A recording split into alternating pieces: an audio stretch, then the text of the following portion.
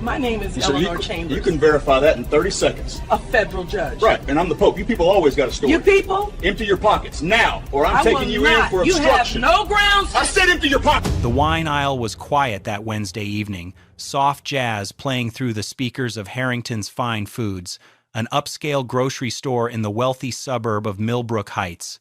The shelves were lined with bottles that cost more than some people's weekly groceries, and the clientele that evening was sparse, mostly professionals stopping in after work, browsing organic produce and artisanal cheeses.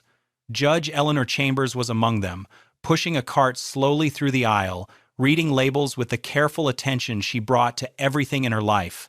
At 58 years old, she had spent 22 years on the federal bench, presiding over cases that shaped civil rights law, sentencing corrupt politicians who thought themselves untouchable, and earning a reputation as one of the most respected jurists in the Eastern District. But tonight, none of that mattered. Tonight, she was just a woman in a beige cardigan and comfortable slacks, tired from a long day of court proceedings, wanting nothing more than to pick up a nice bottle of wine and some ingredients for dinner.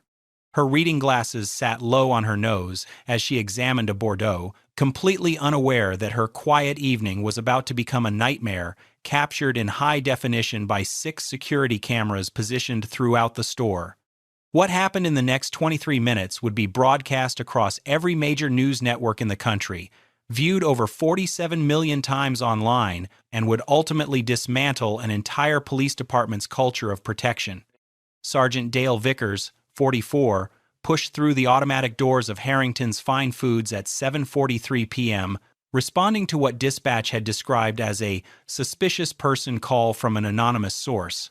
He had 18 years on the force, a record his supervisors called solid community policing, and a sealed personnel file that told a very different story: 31 complaints over 15 years, allegations of excessive force, racial profiling, and systematic intimidation of minorities in public spaces. Every single complaint had been reviewed by internal affairs and dismissed as misunderstandings or unfounded accusations.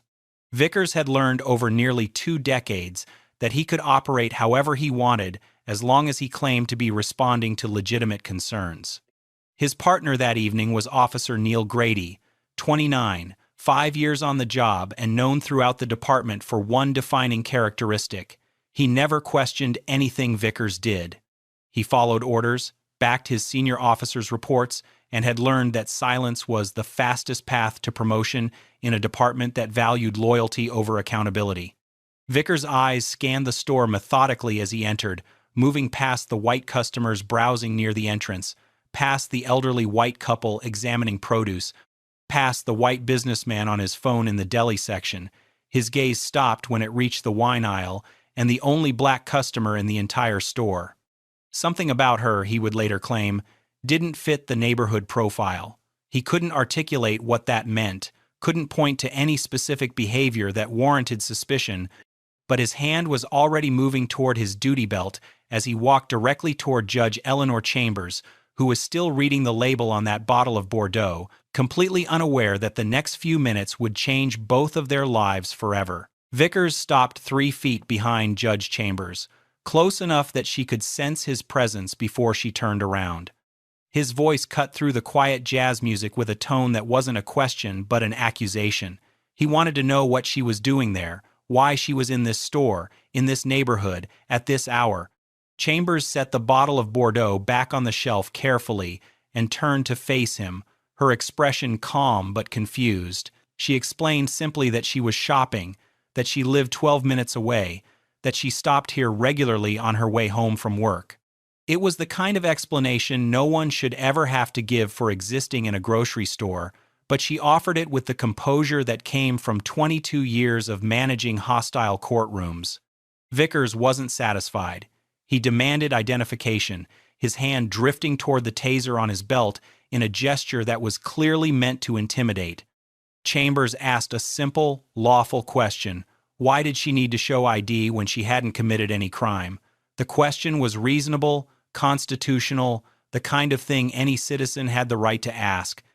But Vickers interpreted it as defiance, as a challenge to his authority that couldn't be tolerated.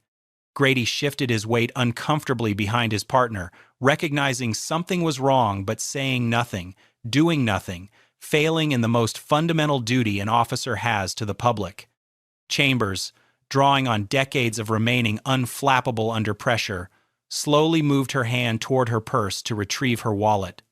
The movement was deliberate, careful, non-threatening. But before her fingers even touched the leather, Vickers screamed at her to freeze, his voice echoing through the store as he claimed she was reaching for a weapon. Chambers stopped instantly, both hands rising to shoulder height, palms open and visible, explaining calmly that she was simply trying to comply with his request for identification. The contradiction was captured perfectly by 3 different security cameras, an officer demanding ID, then treating the attempt to provide it as a lethal threat. What happened next would be replayed in courtrooms, on news networks, and in police training seminars for years to come as an example of everything wrong with American policing. Vickers grabbed Judge Chambers by the shoulder and spun her roughly toward the wine shelf, ordering her to place her hands flat against the wood. The force of the movement knocked several bottles from the shelf, sending them crashing to the floor in an explosion of glass and red wine that spread across the tile like blood. The sound made other shoppers turn, made a stock clerk drop what he was carrying, made Grady take an involuntary step backward. But Vickers wasn't finished. He kicked Chambers' feet apart with his boot, forcing her into a position of maximum vulnerability and humiliation, then began conducting a pat-down search that went far beyond any standard procedure, his hands rough and invasive, deliberately degrading, the kind of search designed not to find weapons but to establish dominance and inflict shame. As his hands moved across her body, he muttered words that the security cameras would capture with devastating clarity. He said that, "You people always have an excuse," that she had picked the wrong neighborhood to cause trouble, that he could always tell when someone didn't belong. Chambers remained silent throughout the assault, her legal mind working even as her body endured the violation, cataloging every word, every action, every civil rights violation that was occurring. When Vickers finished his search and found nothing because there was nothing to find, Chambers spoke in a clear, steady voice loud enough to be captured by every microphone in range. She stated that she did not consent to this search, that she was complying under duress and threat of violence, and that she was a federal judge for the United States District Court. Vickers actually laughed, the sound cruel and dismissive. "Sure you are, sweetheart, and I'm the President of the United States." The commotion had begun drawing attention from throughout the store. The crash of wine bottles, the raised voice of Sergeant Vickers, the unmistakable tension that filled the air it pulled shoppers from other aisles like gravity, their ordinary Wednesday evenings suddenly intersecting with something they would never forget. Dorothy Ashworth, 71, a retired schoolteacher who had spent 4 decades shaping young minds in the public school system, stopped her cart at the end of the wine aisle and watched the scene unfold with growing horror. Her hand moved to her chest as she saw a woman her own age pressed against a shelf, being searched like a criminal while wine pooled at her feet. A young couple, Ethan and Mira Osei, both in their late 22s and still wearing their hospital scrubs from shifts at Millbrook General, recognized immediately what they were witnessing. Without a word to each other, both reached for their phones and began recording, capturing angles the ceiling cameras couldn't reach.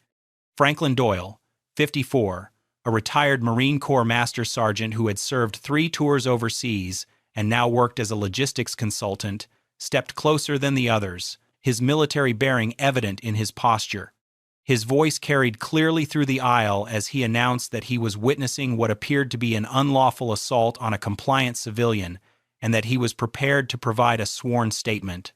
Vickers' head snapped toward the growing crowd, his face reddening with anger at having his authority challenged. He pointed at them and warned that anyone who didn't mind their own business would be arrested for obstruction of justice, that he would personally ensure they spent the night in jail. Dorothy Ashworth didn't move an inch. Her voice was steady, carrying the quiet authority of a woman who had faced down defiant teenagers for 40 years. She said she knew wrong when she saw it, and what she was seeing was very, very wrong. Grady's eyes darted between his partner and the witnesses, the phones, the situation spiraling beyond anything he could justify in a report. Judge Chambers had maintained her composure through the illegal stop, through the humiliating search, through the degrading comments about you people. She had remained calm because that was what she had learned to do in courtrooms, full of hostile defendants and aggressive attorneys. Stay steady, document everything, let the truth speak for itself. But now, with Vickers' search complete and nothing found, she asked the only reasonable question left. Her voice was measured and clear as she asked if she was free to leave, given that she had committed no crime and his search had produced no evidence of wrongdoing. It was a lawful question, a constitutional question, the kind of question that should have ended this encounter with an embarrassed apology. Instead, it ended with blood. Something in Vickers snapped at that moment, perhaps the public challenge to his authority, perhaps the witnesses with their phones, perhaps the simple fact that this black woman had not cowered before him the way he expected. His hand shot out and grabbed her arm, twisting it behind her back with vicious force.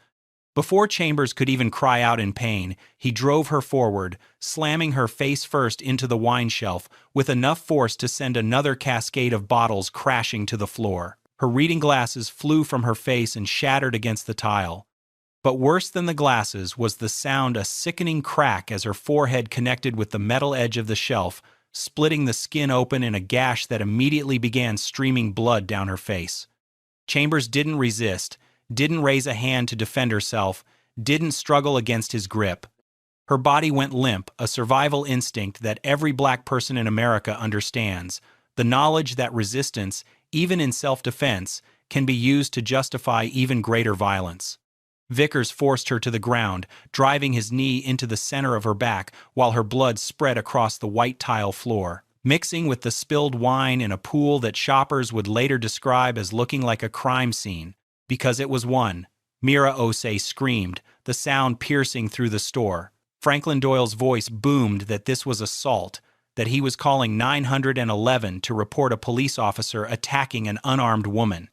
Vickers, breathing heavily, his knee still pinning the bleeding judge to the floor, yelled at Grady to control the crowd, to get these people back, to stop them from recording.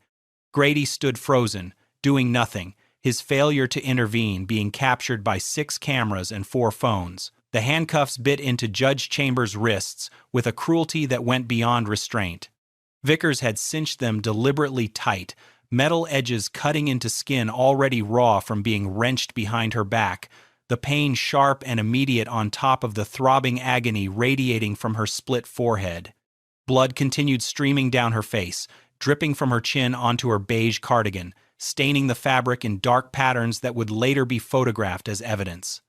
Vickers hauled her to her feet with no regard for her injuries, no concern for the woman swaying unsteadily as her vision blurred from the head wound. Then he announced to the gathered crowd, his voice carrying the confidence of a man who had never faced consequences, that she was under arrest for resisting arrest, disorderly conduct, and assaulting a police officer. Every word was a lie. The security cameras had captured a woman who never raised her voice, never lifted a hand, never made a single movement that could be construed as resistance. But Vickers had learned over 18 years that the charges didn't need to be true. They just needed to exist on paper long enough to justify whatever he had done. Chambers, despite the blood in her eyes and the handcuffs cutting her circulation, summoned the same voice she used to silence unruly courtrooms.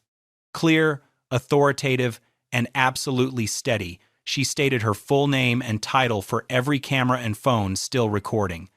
She was Judge Eleanor Chambers of the United States District Court for the Eastern District, and he was making a catastrophic mistake.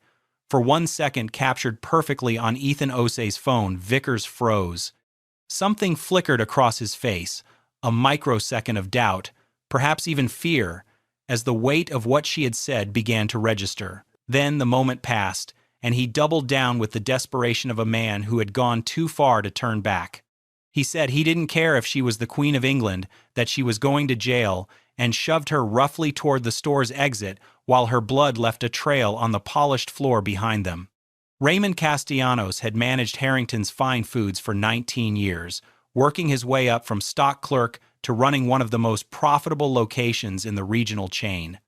He knew every employee by name, knew most of his regular customers, and had built a reputation for running a store where people felt welcomed and safe. He was in the back office reviewing inventory reports when a breathless clerk burst through the door saying there was a situation in the wine aisle, that a cop was hurting someone, that there was blood everywhere. Castellanos moved faster than he had in years, rushing through the stockroom and onto the sales floor, where the scene that greeted him stopped him cold. A woman in handcuffs, blood streaming down her face from a wound that clearly needed immediate medical attention. Shattered glass and spilled wine covering the floor of his premium wine section. A crowd of customers with phones raised, their faces showing shock and horror, and two police officers moving toward the exit with the urgency of men fleeing a crime scene rather than processing a legitimate arrest. Castellanos positioned himself directly in front of the automatic doors, blocking the only exit, his considerable frame filling the space.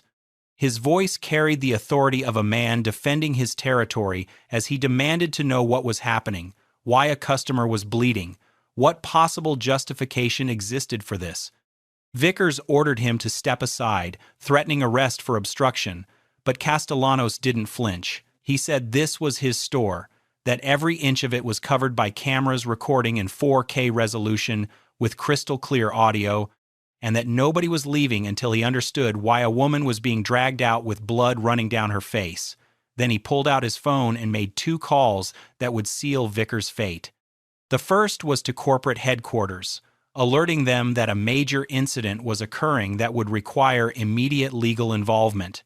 The second was to a number he had saved from a community safety initiative 6 months earlier, the direct line to Police Chief Lenora Vance. As he spoke into the phone, describing what he was seeing in precise detail, the color began draining from Sergeant Vickers' face.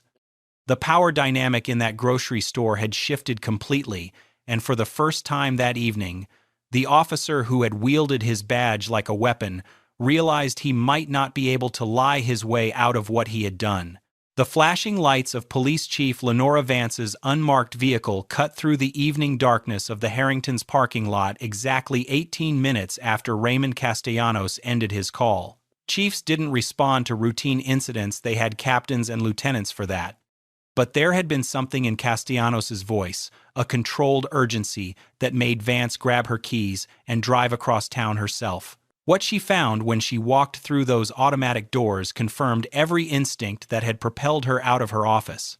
A black woman in handcuffs, blood still seeping through a makeshift bandage someone had pressed to her forehead. Sergeant Dale Vickers standing rigid near the exit, his jaw set in the defensive posture of a man preparing his lies. Officer Neil Grady, pale as paper beside him, looking like he might vomit on the shattered glass still covering the floor. And a crowd of at least 15 witnesses, many still holding phones that had recorded everything, their faces reflecting a mixture of outrage and expectation. Vance had been police chief for 7 years, and she recognized a catastrophe when she saw one. Her first question to Vickers was about his body camera footage. He claimed it had malfunctioned, that it hadn't been recording properly, an excuse she had heard dozens of times from officers whose cameras mysteriously failed only during controversial incidents.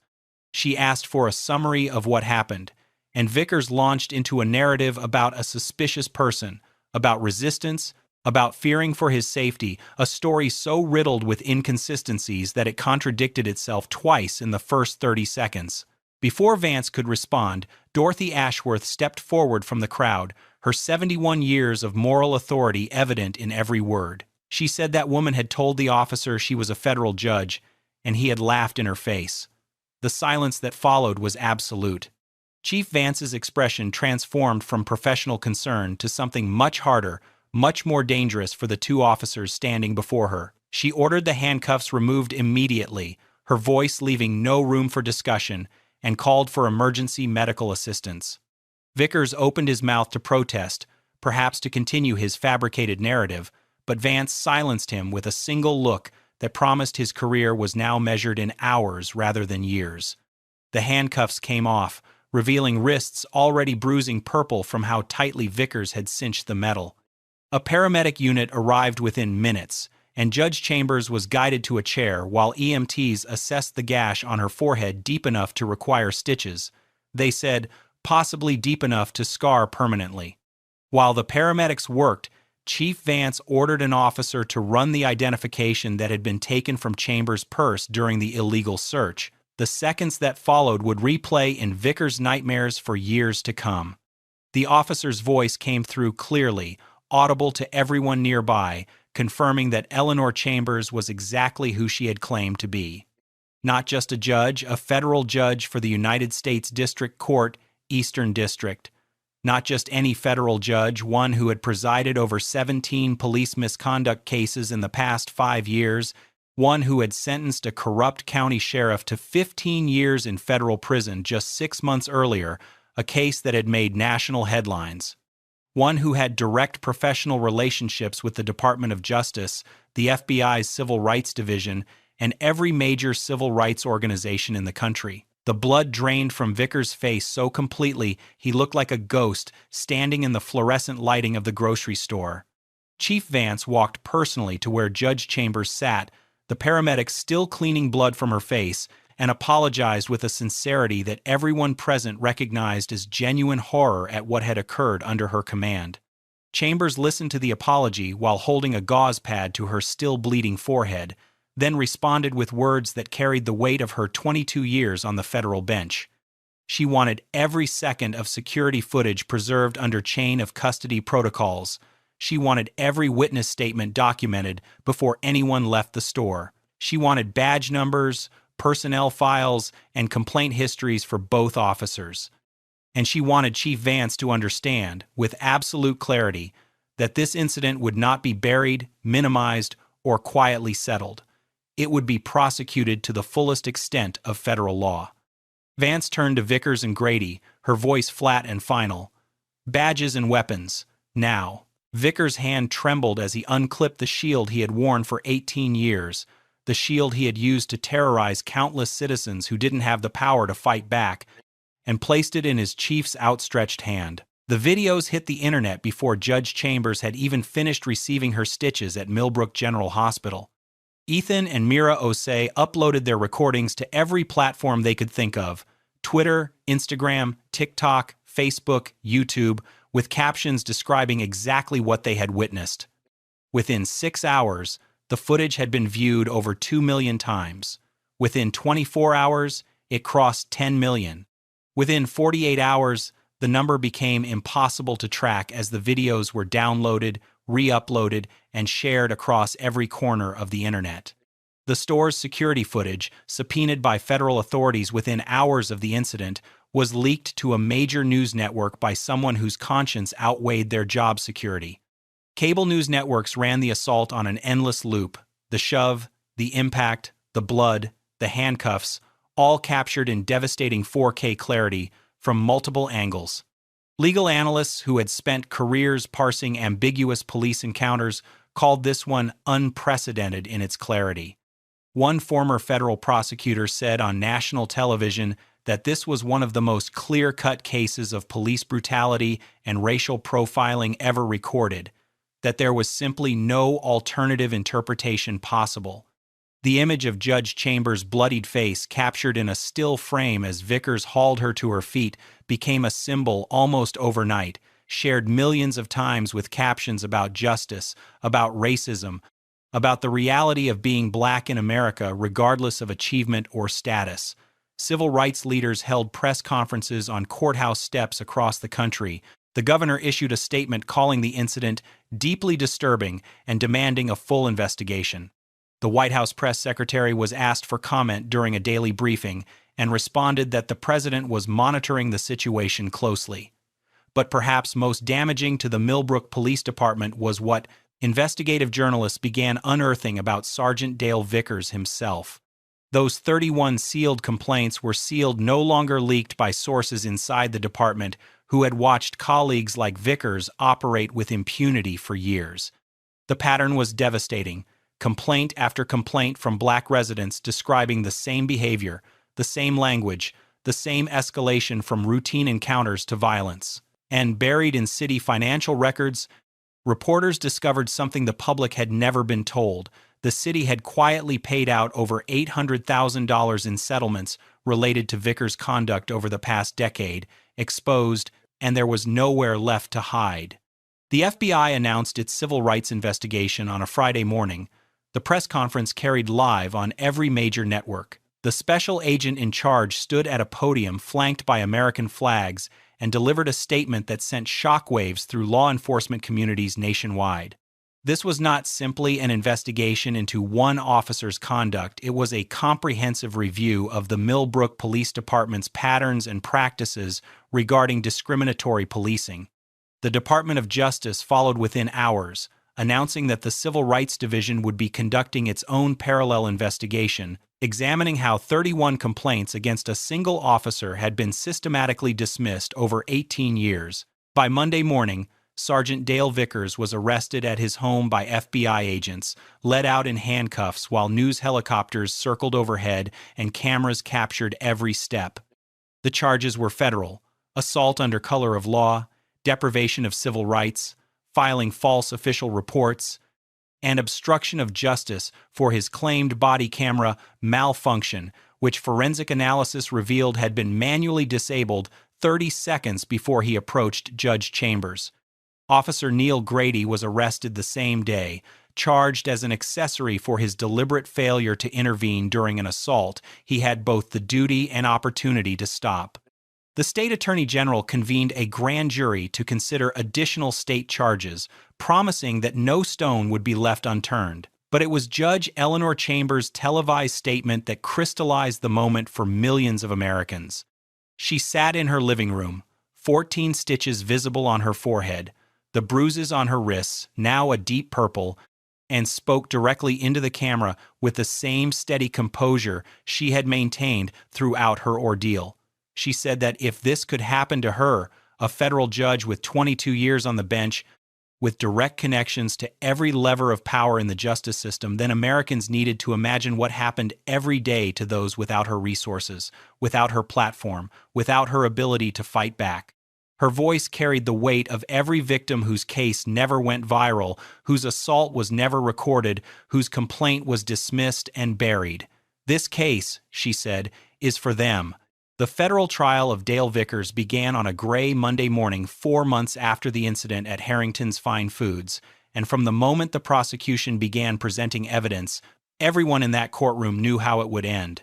The security footage was played in its entirety on large monitors positioned so the jury could see every frame, the approach, the demands, the search, the slurs, the violence, the blood. The audio was even more damning than the video, capturing Vickers' voice with crystalline clarity as he said, "You people," as he told Judge Chambers she had picked the wrong neighborhood, as he laughed at her identification of herself as a federal judge. The witnesses took the stand one by one, their accounts unwavering under cross-examination, because they were simply describing what the cameras had already proven. Dorothy Ashworth, her voice steady with righteous conviction, described watching a woman her own age being brutalized for the crime of buying wine. Franklin Doyle, his military bearing lending weight to every word, testified that in 30 years of service he had never witnessed such a clear abuse of authority. Medical experts displayed images of Judge Chambers' injuries, a fractured orbital bone that required surgical repair, a severe concussion with lasting effects, and permanent scarring on her forehead that no amount of cosmetic intervention could fully erase. Use of force specialists, including a former police chief and an FBI training instructor, testified that Vickers' actions were not merely excessive but criminal, that nothing in his training or experience could justify a single moment of what he had done to a compliant, unarmed woman. The defense tried desperately to construct a narrative of threat, claiming Vickers had genuinely feared for his safety, but the footage demolished every argument before it could take hold. The jury saw a 58-year-old woman in a cardigan, pushing a shopping cart, holding a bottle of wine, who never raised her voice or her hands, even as she was beaten and bloodied. They deliberated for just over 3 hours, guilty on all counts. The judge, a colleague of Chambers who had recused himself from the civil proceedings but presided over the criminal trial, sentenced Vickers to 12 years in federal prison, the maximum allowed under sentencing guidelines. Officer Neil Grady, who had stood silent while a woman was assaulted, who had followed unlawful orders without question, who had failed in his most basic duty to protect, received 3 years for his complicity. As Vickers was led from the courtroom in handcuffs, he passed within feet of Judge Chambers, who sat in the gallery with the same composure she had maintained throughout. He didn't look at her. He couldn't. The civil lawsuit was settled 6 weeks after the criminal verdicts, but the word settled failed to capture what Judge Eleanor Chambers had actually achieved.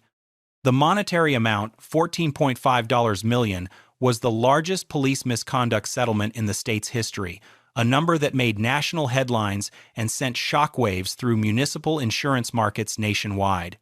But Chambers had made clear from the beginning that money was never her primary objective.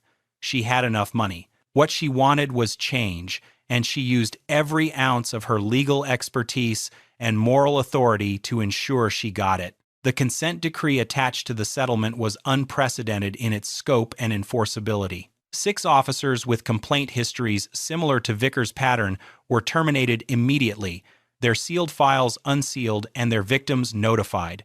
The department was required to implement mandatory body cameras with no officer-controlled off switches. The cameras would activate automatically during any civilian interaction and could only be deactivated by supervisors reviewing footage in real time. An independent civilian oversight board was established with full subpoena power, the authority to compel testimony, and the ability to recommend termination and criminal referral. All misconduct complaints would be disclosed publicly within 30 days, ending forever the department's practice of burying allegations in sealed files. And in a provision that Chambers had insisted upon personally, the department's training academy was renamed the Eleanor Chambers Center for Constitutional Policing, a permanent reminder of what happened when officers forgot who they served. Police Chief Lenora Vance, who had arrived at Harrington's that night and seen immediately the catastrophe her department had created, resigned 3 days after the settlement was announced, accepting responsibility for the institutional failures that had allowed Vickers to operate unchecked for 18 years. 4 city council members faced recall elections, 2 resigned before the votes could be held. And in the weeks following the settlement's announcement, 3 other victims of Dale Vickers came forward with stories that had never been told. A young black man stopped and beaten during a traffic stop in 2019. A black teenager detained and humiliated outside his own home in 2021. A black nurse subjected to an illegal search outside her workplace in 2022. Each received their own settlement. Each received an apology. The system that had protected Dale Vickers for nearly 2 decades was being dismantled piece by piece, and Judge Eleanor Chambers oversaw every moment of its demolition with the same meticulous attention she brought to everything in her life. 1 year to the day after a routine trip to buy wine became a nationally televised symbol of racial injustice, Judge Eleanor Chambers walked back into her courtroom. The gallery was packed with colleagues, supporters, and journalists who had followed her story from that bloody grocery store floor to this moment of return. There was something different about her now, a thin scar running along her forehead, faded but unmistakably visible. Her clerks had suggested makeup, had offered the name of an excellent cosmetic dermatologist. Chambers refused. The scar stayed visible, a permanent testament to what had happened. A reminder that justice was not an abstraction but something worth bleeding for. In the months that followed, she established the Chambers Justice Initiative, providing free legal representation to victims of police misconduct who lacked the resources to fight alone. She spoke at law schools, police academies, and congressional hearings. When interviewers asked how she felt about Dale Vickers now serving year 2 of his 12-year sentence, her answer never varied. She said she didn't think about him. What she thought about was the next person he would have hurt if those cameras hadn't been rolling. She thought about the 31 people who filed complaints before her, who had no viral videos, no national outrage, no justice. This was never about her.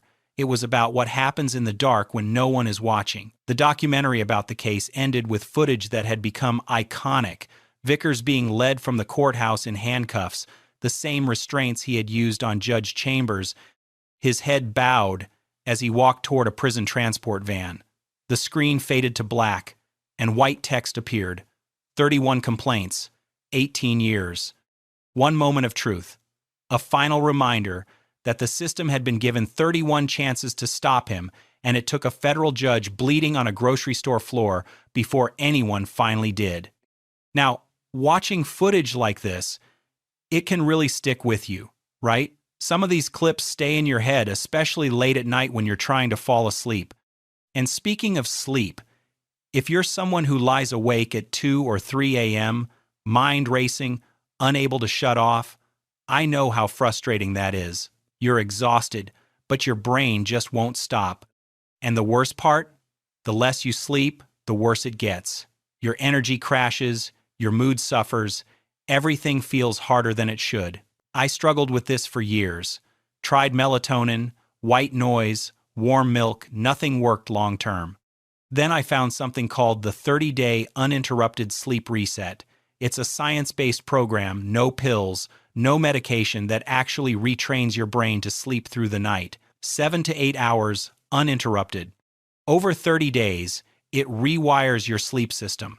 And once you're done, you keep the results. There's a maintenance plan so you don't slip back. Look, if you've tried everything and nothing sticks, this is different. Check the link in the description.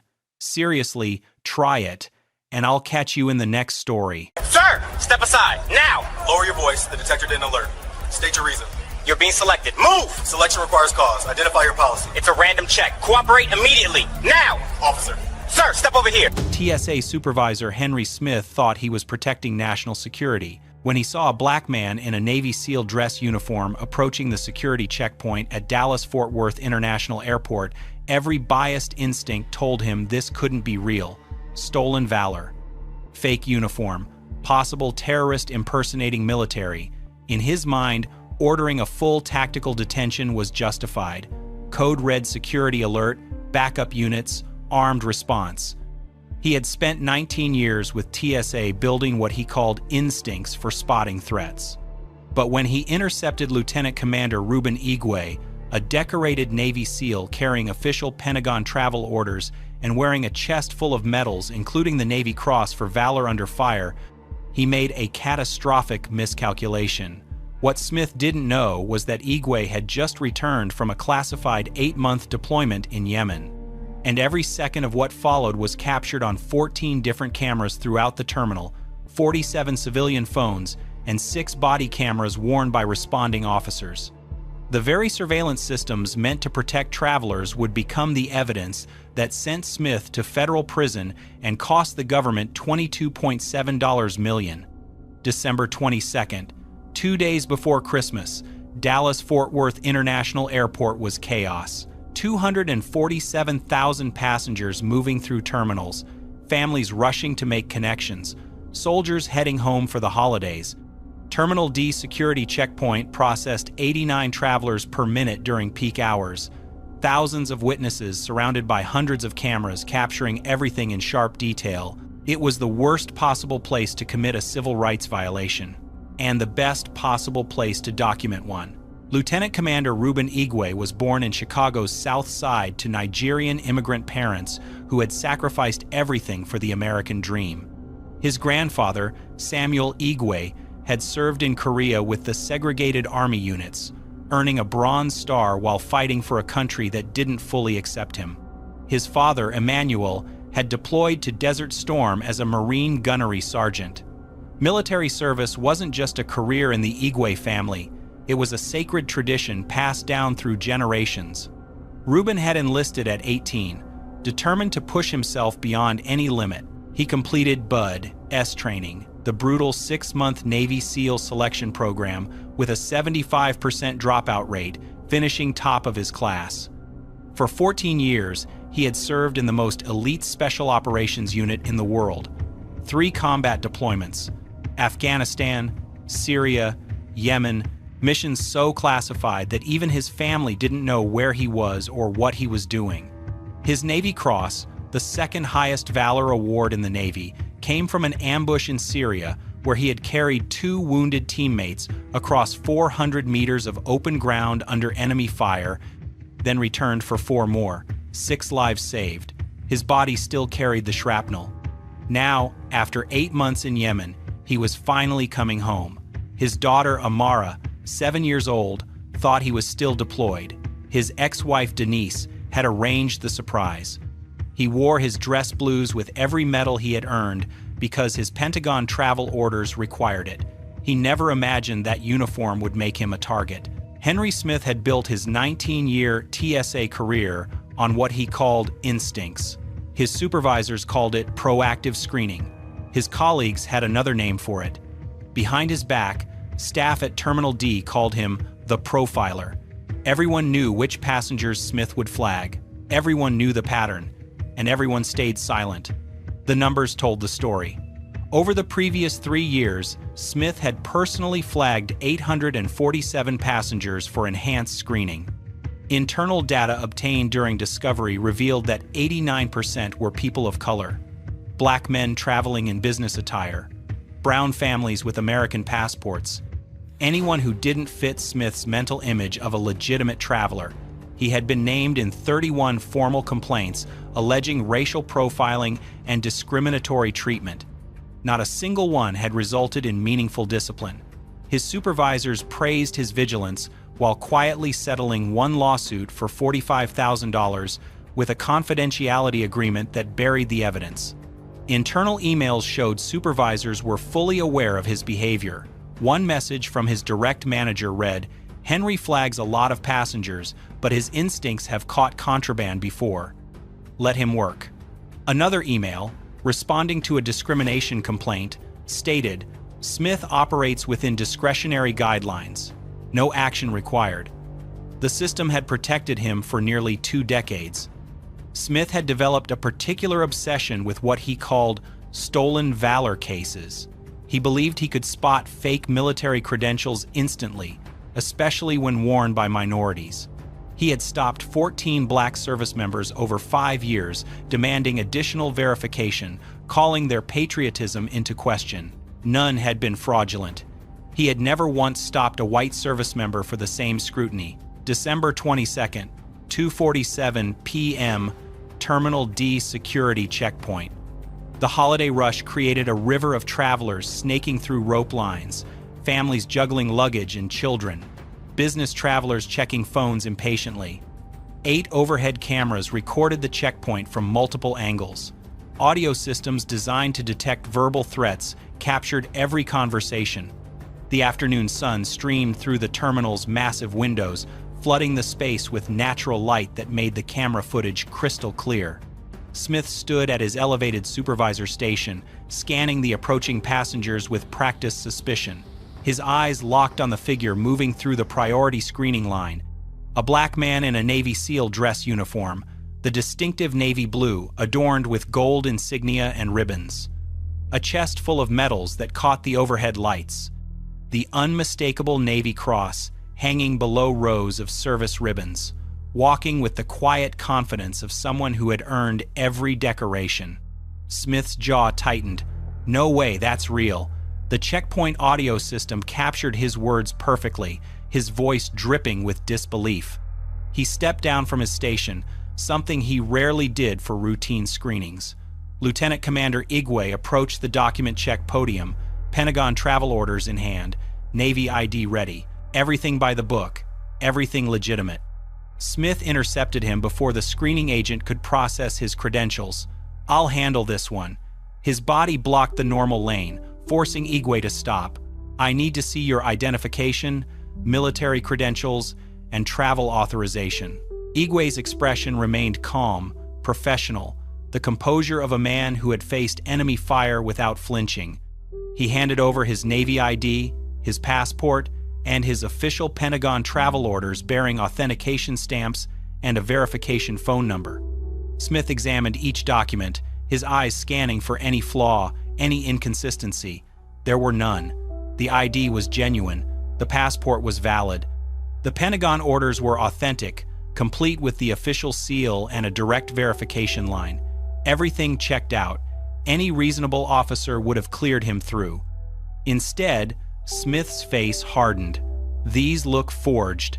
High quality, but forged. I'm calling for backup. He reached for his radio, his voice carrying across the checkpoint, loud enough for dozens of travelers to hear. Code red, Terminal D checkpoint. Possible stolen valor. Suspected forged military documents. I need armed response immediately. The code red alert triggered an immediate armed response. Within 90 seconds, 6 DFW airport police officers converged on Terminal D checkpoint, hands on holstered weapons, faces tense with adrenaline. Travelers scrambled backward, parents pulling children close, the orderly security line dissolving into chaos. The overhead cameras captured the scene from 8 different angles, every moment preserved in high-definition clarity. On the ground! Now! The lead officer's command echoed through the terminal. His body camera recorded the view directly ahead.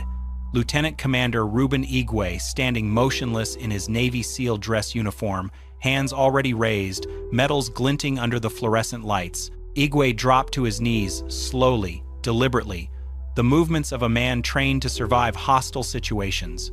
He lowered himself face down onto the cold terminal tile, his Navy cross pressing into the floor, his ribbons scraping against ground that thousands of feet had crossed that day. 6 officers surrounded him, weapons drawn, body cameras capturing every angle of a decorated war hero being treated like a terrorist. Smith stood back, arms crossed, watching with satisfaction. His voice carried across the checkpoint, loud enough for everyone to hear. Stolen valor, possible terrorist threat. We caught him trying to board with forged military documents.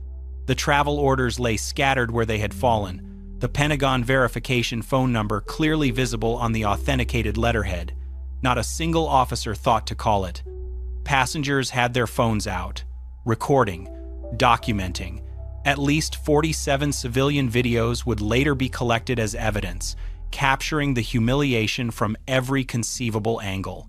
A black man in full military dress uniform handcuffed on an airport floor 2 days before Christmas, while hundreds of travelers watched in horror. Officers, Igwe said calmly, his voice steady despite the knee pressed into his back. I am Lieutenant Commander Ruben Igwe, United States Navy. Active duty. SEAL Team 4. Those documents are authentic. Call the Pentagon number on my orders. They will verify. Nobody called. 3 miles away, in the arrivals terminal, 7-year-old Amara Igwe held her mother's hand, bouncing with excitement. The flight status board showed her father's plane had landed 40 minutes ago. Any moment now, he would walk through those doors. The surprise she had kept secret for 2 weeks was finally happening. Daddy's coming, she whispered, her eyes fixed on the automatic doors. He's really coming home. The windowless detention room measured 10 feet by 12 feet, concrete walls painted institutional gray, a metal table bolted to the floor, 2 chairs, a single camera mounted in the corner, its red light blinking steadily, recording everything. The audio system captured every word spoken within those walls with perfect clarity. Igwe sat in handcuffs for 4 hours and 17 minutes. Smith entered the room periodically, each visit documented on the detention room footage. His questions weren't investigations, they were accusations. Where did you get this uniform? Who made these documents? What organization are you working with? Officer, Igwe repeated with measured patience. Call the number on my Pentagon orders. They will verify my identity in minutes. I am an active duty Navy SEAL. I have the highest security clearances in the military. This can be resolved with 1 phone call. Smith's response was captured in damning clarity. Anyone can print fake documents. Anyone can buy a costume. I've seen this before. You people think you can just put on a uniform and nobody will question it. You people. The words hung in the air, recorded for posterity. Igwe's phone had been confiscated. He couldn't call his command. He couldn't contact his ex-wife to explain why he hadn't appeared at arrivals. He couldn't tell his daughter that Daddy was coming, just delayed. 3 hours into the detention, Amara was crying in the arrivals terminal. The flight had landed ages ago. Every other passenger had come through. Her father wasn't there. Maybe he didn't want to come home. Maybe something happened. Maybe he was never coming. Denise held her daughter, fighting her own panic, calling Ruben's phone over and over. straight to voicemail every time. Inside the detention room, Smith finally ran Igwe's credentials through the federal database. The results should have ended everything immediately. The screen populated with classified flags, restricted access warnings, and security clearance indicators that only legitimate military personnel with the highest authorizations would possess. Any competent officer would have recognized this as absolute proof of legitimacy. Instead, Smith panicked. He picked up the phone and called the FBI Joint Terrorism Task Force. "I have a suspected terrorist in custody at DFW," he reported, his voice captured on the detention room audio. Black male with sophisticated forged military documents and what appears to be a fabricated classified identity. He's got the whole system fooled. I need immediate federal intervention. The FBI agent who took the call was a 15-year veteran named Samuel Richardson. His first question was simple. "Did you call the Pentagon verification number on his travel orders?" Silence. "Those documents have authentication stamps and a direct line," Richardson continued. "Did you attempt any standard military credential verification before detaining this individual for 4 hours?" More silence. Richardson called the Pentagon himself. The verification took 11 minutes.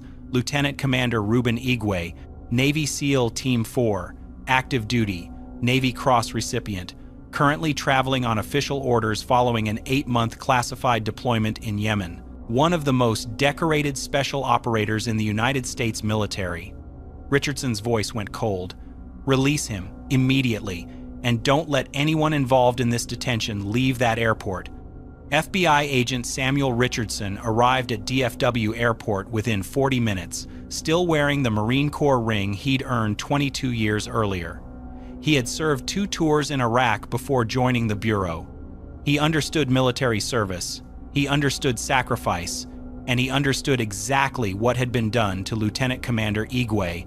The detention room camera captured Richardson's entrance, his expression shifting from professional neutrality to barely contained fury as he saw a decorated Navy SEAL still sitting in handcuffs, dress uniform wrinkled from hours on a concrete floor, medals askew on his chest. "Take those off, now." Richardson's voice left no room for negotiation.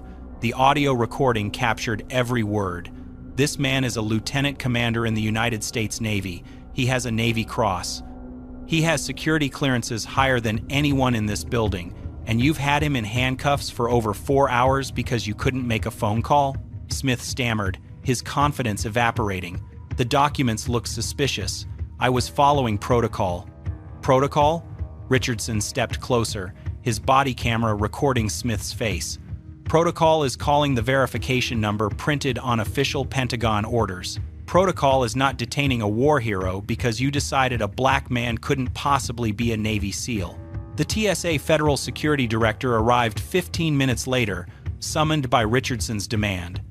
Patricia Holloway had overseen DFW operations for 6 years. She walked into the detention room and stopped cold.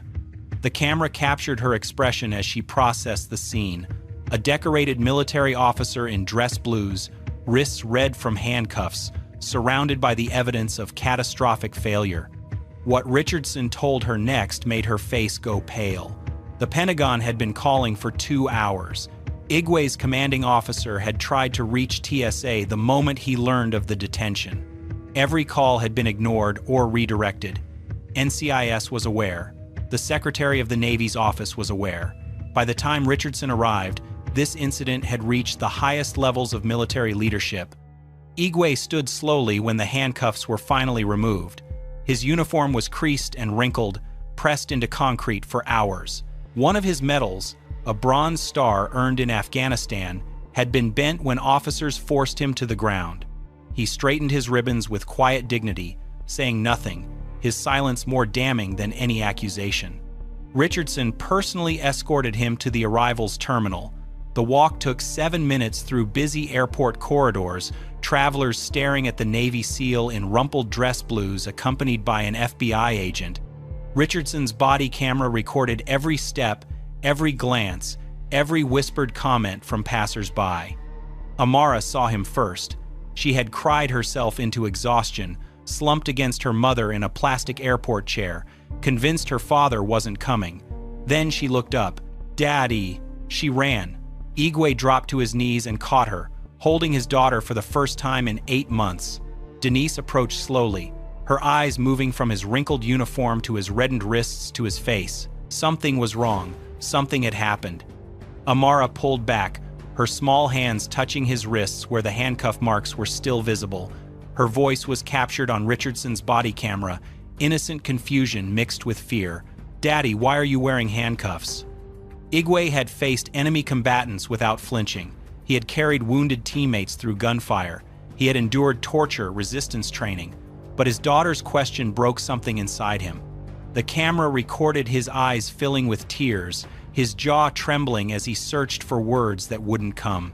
The evidence against Henry Smith wasn't just substantial. It was overwhelming, unprecedented. The kind of documentation that civil rights attorneys dream about and defendants have nightmares over. 14 official cameras had captured the incident. 8 terminal surveillance cameras recorded the checkpoint confrontation, the code red response, the armed officers surrounding a man in military dress uniform.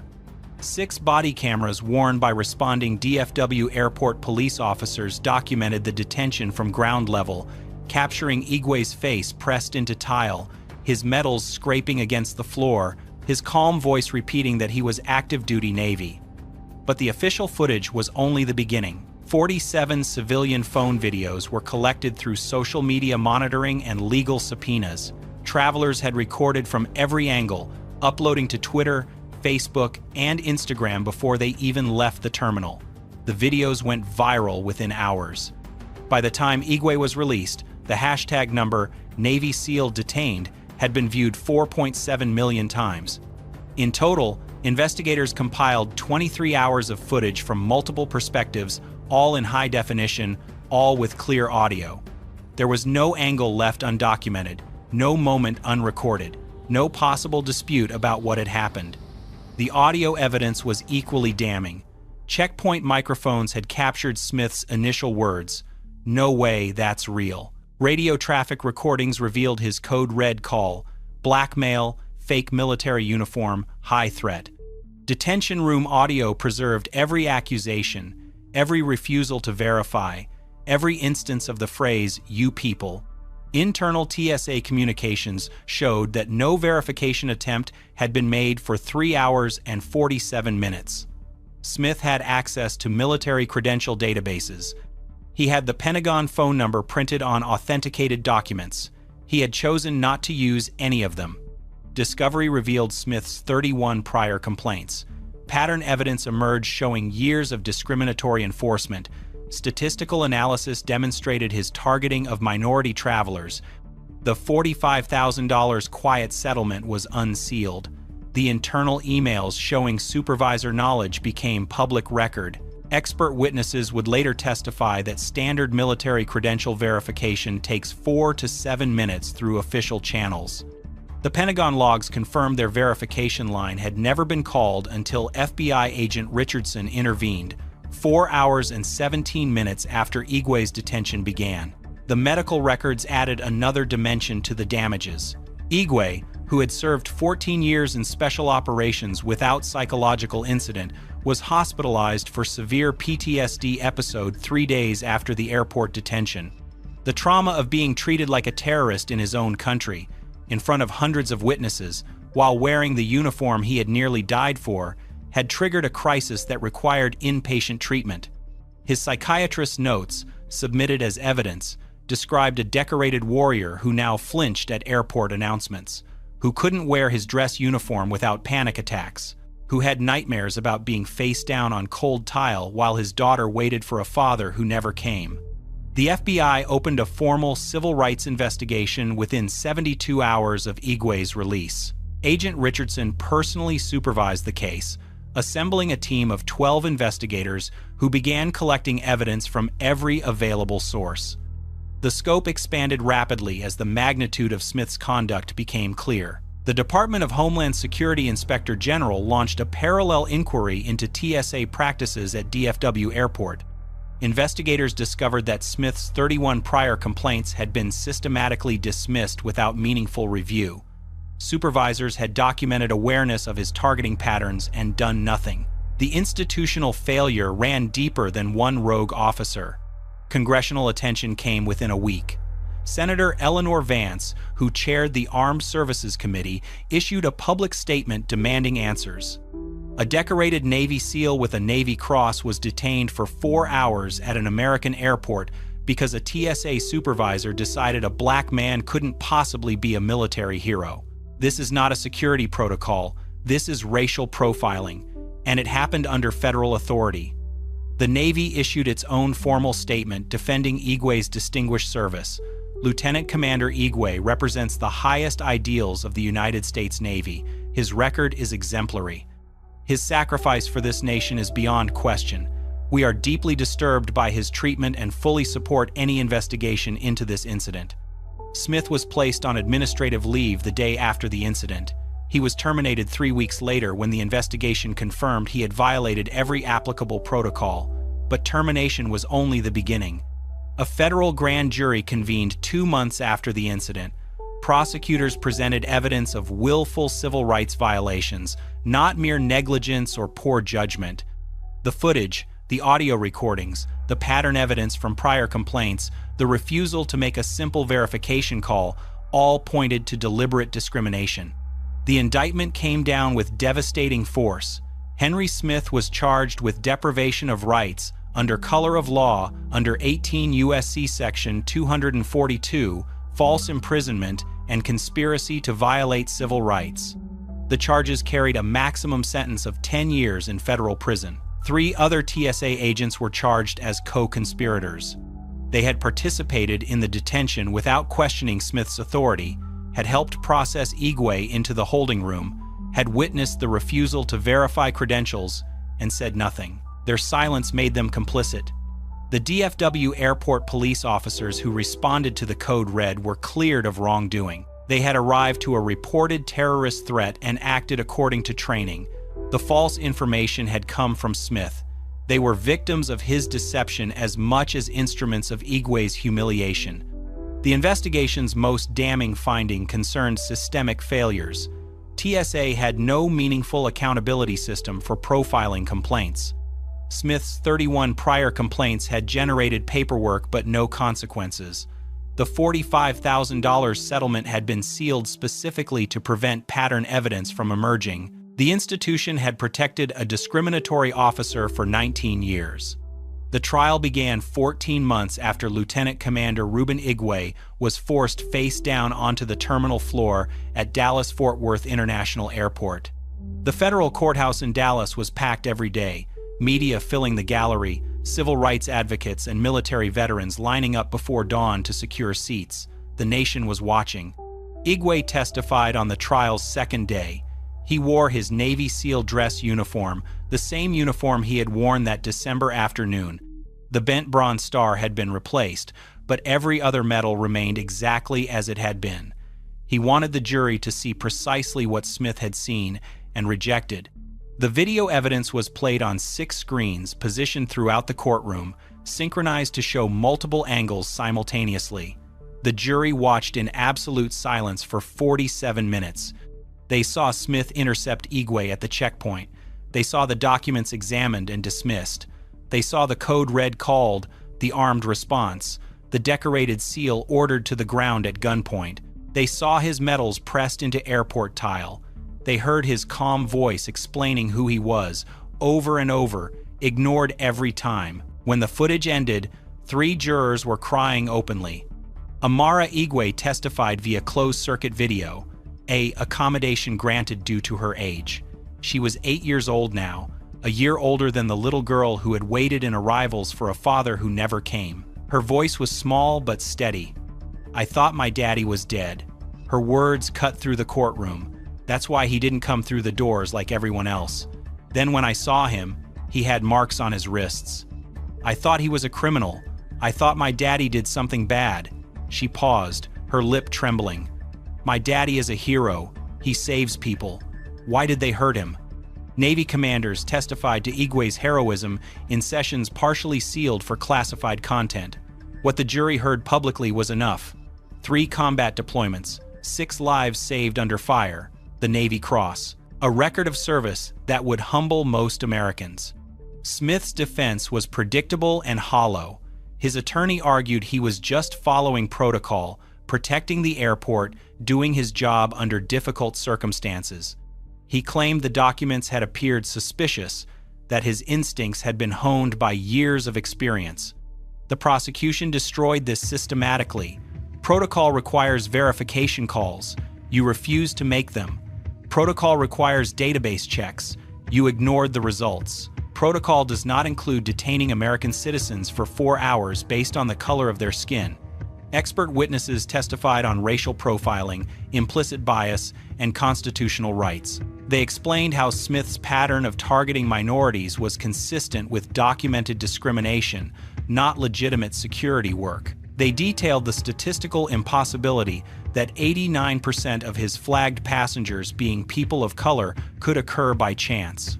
14 other victims of Smith testified about their experiences. Black businessmen pulled from security lines, brown families subjected to invasive searches, an Indian-American surgeon detained for 2 hours despite valid credentials. The pattern was undeniable. But the most devastating evidence was Smith's own words, captured on checkpoint audio, preserved forever. "No way that's real. You people think you can just put on a uniform," and the phrase that sealed his fate, recorded when he thought no one important was listening, "No way a black guy is really a SEAL commander." The prosecution played that audio 3 times during closing arguments. The jury heard the bias stripped of all pretense, the assumption of fraud based on nothing but skin color, the dismissal of a hero's service because it didn't match a racist's expectations. The jury deliberated for 4 days. 4 days of reviewing 23 hours of footage from 14 official cameras and 47 civilian phones. 4 days of listening to audio recordings that captured every word Smith had spoken. 4 days of examining the pattern evidence from 31 prior complaints, the statistical analysis showing 89% of his targets were people of color, the emails proving supervisors knew and did nothing. When they returned, the courtroom fell silent. The foreman, a retired Air Force Master Sergeant who had served 24 years, stood to deliver the verdict. His hands were steady, but his voice carried the weight of what he was about to say. Guilty. On all counts. The courtroom erupted. Igwe sat motionless in his dress uniform, tears streaming down his face, surrounded by family and fellow Navy SEALs who had traveled from across the country to support him. His daughter Amara, watching from the gallery with her mother, didn't fully understand what guilty meant, but she understood that the people who had hurt her daddy were being punished. Sentencing came 6 weeks later. Federal Judge Raymond Foster had presided over civil rights cases for 18 years. He had never seen evidence this comprehensive or conduct this egregious. "Mr. Smith, you swore an oath to protect travelers. Instead, you used your position to humiliate and demean American citizens based on the color of their skin. You detained a decorated war hero, a man who has sacrificed more for this country than you will ever understand, because your prejudice told you a black man couldn't possibly be a Navy SEAL commander. The court sentences you to 5 years in federal prison." Smith's 3 co-conspirators received sentences of 18 to 24 months each. Their silence had enabled his discrimination. Their complicity had consequences. The civil lawsuit against TSA and the Department of Homeland Security proceeded separately. The government's attorneys knew the evidence was indefensible. They had seen the footage, they had heard the audio, they had reviewed the pattern evidence that proved institutional failure. Settlement negotiations began before the civil trial's 3rd week concluded. The final number stunned the nation: $22.7 million, $12 million in compensatory damages covering Igwe's trauma, medical expenses, lost wages during his hospitalization, and permanent damage to his reputation and mental health.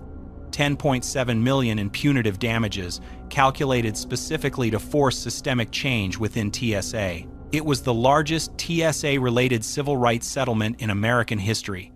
The settlement included mandatory reforms that went far beyond financial compensation. New military verification protocols required TSA agents to call Pentagon authentication lines within 15 minutes of any credential question. Comprehensive profiling training became mandatory for all supervisors, with annual recertification requirements. Complaint review systems were overhauled, with independent investigators replacing internal review processes that had protected Smith for 19 years. An independent oversight board was established specifically for TSA discrimination complaints. Civilian members with civil rights expertise would review every allegation, with authority to recommend termination and criminal referral. The system that had buried 31 complaints against Smith would never function that way again. Lieutenant Commander Ruben Igwe used a portion of his settlement to establish the Igwe Foundation for Veterans Dignity. The organization provides free legal representation to military members facing discrimination, whether at airports, in workplaces, or in their communities. In its first 2 years, the foundation assisted 847 veterans with civil rights claims, recovering over $12 million in settlements and judgments.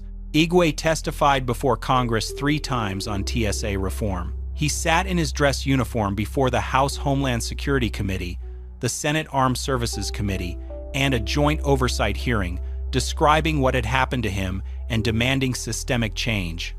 His testimony was credited with accelerating passage of the Veterans Airport Dignity Act, which codified many of the reforms from his settlement into federal law. The case became required training material for all TSA supervisors nationwide. New hires watch the footage during their first week. They see Smith's assumptions, his refusals to verify, his treatment of a decorated hero as a criminal. They hear his words. They learn what happens when bias overrides protocol. At the press conference announcing his foundation's launch, Igwe stood beside his daughter. Amara was 9 years old now, 2 years past the Christmas when she had waited for a father who didn't come through the arrival's door. Reporters asked her what she wanted people to know about her daddy. She stepped to the microphone, her small voice carrying across the room. "My daddy is a hero. He saved 6 people in a war. He got medals for being brave, and now he helps other soldiers who get treated badly." She paused, looking up at her father. "My daddy fights for everyone." Igwe returned to active duty after his medical leave. 6 months later, he was promoted to commander, his career continuing despite the trauma Smith had inflicted. He still serves, still deploys, still wears the uniform that had made him a target. The footage from that December afternoon lives on in law schools, police academies, and civil rights archives. Professors use it to teach constitutional law. Trainers use it to demonstrate implicit bias. Advocates use it to prove that discrimination can be documented, prosecuted, and punished. 14 cameras captured what used to be denied and dismissed. 8 terminal cameras, 6 body cameras, 47 civilian phones. In another era, Smith's word would have stood against Igwe's.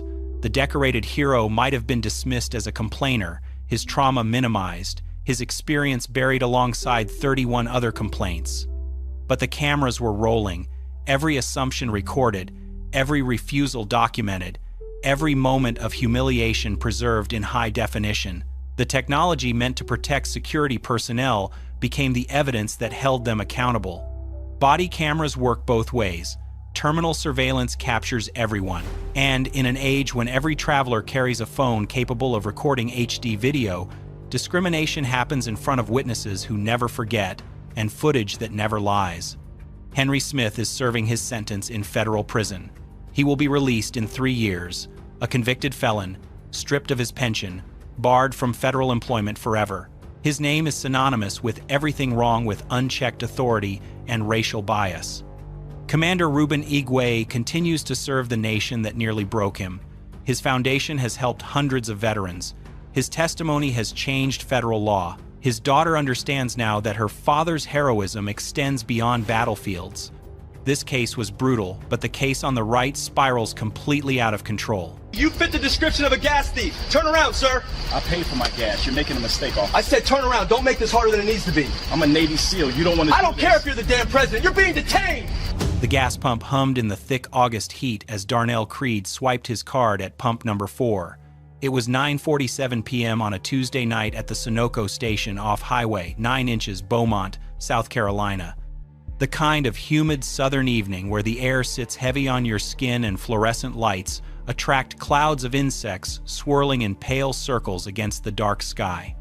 Darnell was driving his matte black Dodge Charger, paid in full, registered in his name, earned with money from a career most people couldn't survive a single day of. He was wearing gym shorts and a faded gray t-shirt. Nothing flashy, nothing suspicious, just a man stopping for gas on his way home. What Officer Troy Engram saw through the convenience store window was something entirely different. Engram, 41 years old and still in full uniform after a 12-hour shift with the Beaumont County Sheriff's Department, stood at the coffee station pouring his third cup into a styrofoam cup. He looked through the plate glass and saw a muscular black man leaning against a car that cost more than Engram made in a year. In his mind, the math didn't add up. The car was too nice. The man was too calm. Something felt wrong to him, not because anything was actually wrong, but because Troy Engram had spent 16 years deciding that black men in nice cars were problems waiting to be confirmed. What Engram didn't know was that Darnell Creed was an active-duty Navy SEAL with 4 combat deployments, a Bronze Star with Valor, and a classified service record that would make most people's knees buckle. What he also didn't know was that 8 security cameras were recording every inch of that gas station in crystal clear 4K with full audio. They were about to capture the worst mistake of his life. Engram had been with the Beaumont County Sheriff's Department for 16 years. He joined at 25, rose to patrol sergeant after 9, then was quietly demoted back to patrol after an internal investigation into an incident where a black teenager alleged Engram slammed him against the hood of his cruiser during a traffic stop. The investigation found insufficient evidence, largely because Engram's body camera had conveniently malfunctioned. No wrongdoing appeared in his file. 9 civilian complaints over 16 years, 7 from black residents. Excessive force during routine stops. Racial slurs muttered quietly enough to deny later. Illegal searches without probable cause. Fabricated charges against people who questioned his authority. Every single complaint reviewed and dismissed by an internal affairs division run by Sergeant Dale Fenton, Engram's former patrol partner and the best man at his wedding. Complaints came in, sat for the mandatory review period, received a form letter, conclusion of unsubstantiated, and disappeared into a filing cabinet no one ever opened. He was named in 2 prior civil lawsuits, both filed by black men alleging unlawful detention and excessive force. Both settled quietly with sealed records and no admission of wrongdoing. Engram never paid a dollar, never missed a shift. He coached his son's Little League team, he taught Sunday school, and he terrorized black residents with impunity because the system had told him over and over that he could. Tonight, he was stopping for coffee after a long shift. Tired, irritable, armed with his department-issued Glock 19, badge still clipped to his belt. The moment he looked through that window and saw Darnell Creed leaning against the Charger, his entire posture changed. His shoulders squared, his jaw tightened. He set down the coffee and walked toward the door. Every step captured on the interior camera, every step carrying him toward the encounter that would destroy everything he thought his badge protected him from. The main exterior camera captured Engram pushing through the store's glass door and walking directly toward Pump 4. His approach was deliberate, aggressive, his right hand already drifting to rest on his hip near the Glock. He stopped 6 feet from Darnell, positioning himself between the car and the pump in a way that blocked any easy exit. The camera above the awning recorded his face, jaw set, eyes hard, a man who had already made his decision before opening his mouth. "This your car?" Darnell looked up from his phone, the pump nozzle still in his left hand, fuel still flowing into the Charger's tank. He registered the uniform, the badge, the posture, and every instinct trained into him across a decade of combat operations activated simultaneously. Assess. Remain calm. Control the encounter. "Yes, sir, it's mine," he said, his voice even and respectful. Engram wasn't satisfied.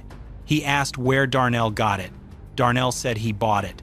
Engram asked where he worked, how he could afford a car like that, whether the vehicle was stolen. Each question landed heavier than the last, more invasive, more accusatory, each one built on the assumption that a black man standing next to an expensive car owed a stranger in uniform an explanation for his own property.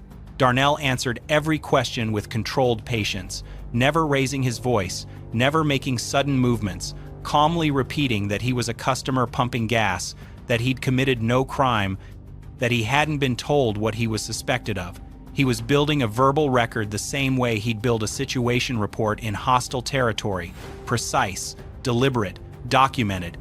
Engram didn't care. He'd already decided Darnell was guilty of something. The cameras captured it all. 2 men at a gas pump, one radiating aggression, one radiating the kind of discipline that keeps you alive in war zones but cannot protect you from a badge and a bias.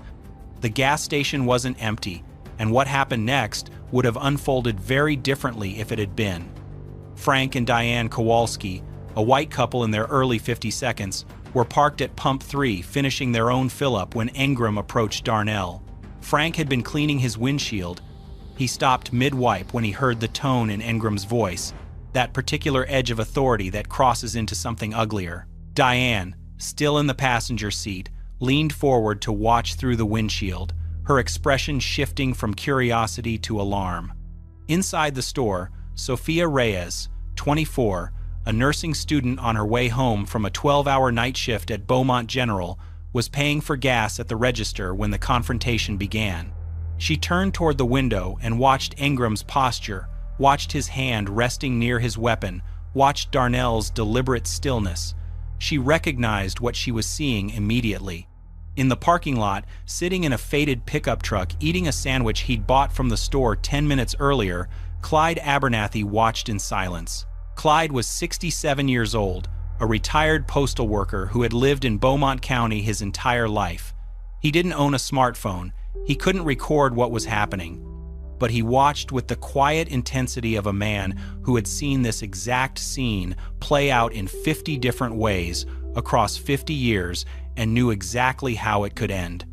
Behind the counter, Hector Nunez, the 22-year-old clerk, glanced at the security monitors, showing all 8 camera feeds simultaneously, and quietly began backing up the footage to a secondary drive. His manager had trained him to do this whenever police interactions happened on the property. One by one, cell phones came out. Sophia started recording through the glass. Frank stepped away from his car and recorded from the adjacent pump. The audience for Engram's performance was growing, and he didn't care. Engram's next words came out as a command, not a request. "Let me see some ID." Darnell didn't argue. He announced every movement before he made it, loud enough for the cameras, loud enough for the witnesses. "I'm reaching into my back pocket for my wallet. My hands are visible. I'm moving slowly." He pulled out his wallet, extracted his South Carolina driver's license, and held it out with his fingers spread wide, the card visible between his thumb and forefinger. Engram snatched it from his hand with unnecessary force, the motion captured on the overhead pump camera in sharp detail. He studied the license for an unreasonable amount of time, turning it over, comparing the photo to Darnell's face, checking the address, looking for something, anything, that would justify what he was doing. He found nothing. The license was valid, the address was local, the photo matched, everything was clean. Instead of returning it and walking away, he escalated. "Put your hands on the vehicle." Darnell's voice remained steady. "What crime am I being detained for, officer?" Engram didn't answer. He repeated the command louder, his voice echoing across the station. Darnell complied, placing both palms flat on the Charger's roof, but stated clearly, "I do not consent to any search. I have not been informed of any crime." The search was violent. Engram slammed Darnell's face against the roof of the Charger, grinding his cheek into metal that had been baking in August heat all day. He kicked Darnell's feet apart so wide he nearly lost balance. He emptied his pockets, wallet, phone, car keys, a protein bar, throwing each item onto the concrete. He popped the trunk without consent or warrant, rifled through a gym bag containing workout clothes and military-grade boots. Found nothing. No drugs, no weapons, no contraband. just the belongings of a man who serves his country. The overhead camera captured every second. The awning camera caught Darnell's face. Eyes closed, jaw clenched, a man using every ounce of discipline not to react. Should police officers be allowed to search someone without probable cause simply because of the car they drive? Comment below. Ingram stepped back from the trunk and slammed it shut. He had nothing. No contraband, no weapons, no stolen property, no evidence of any crime whatsoever. His justification for the stop was evaporating in real time, and the frustration was written across his face, captured in perfect detail by the awning camera positioned just 8 feet above him.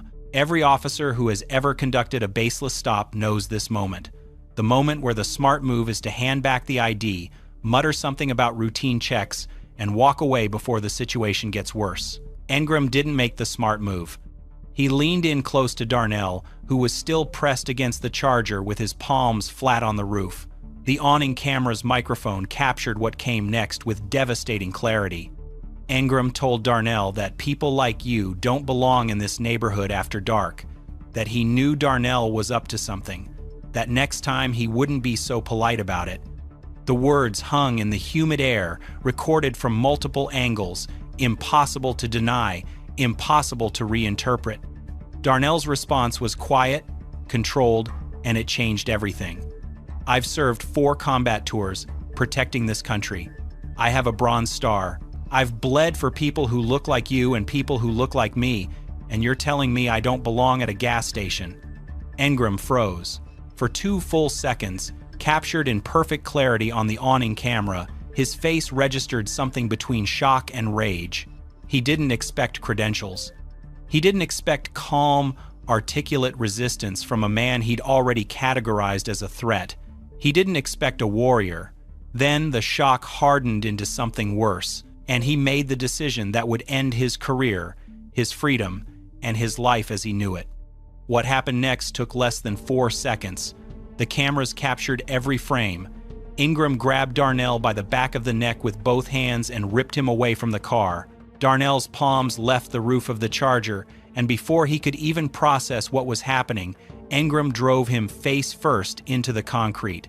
The impact was audible on 4 different audio feeds.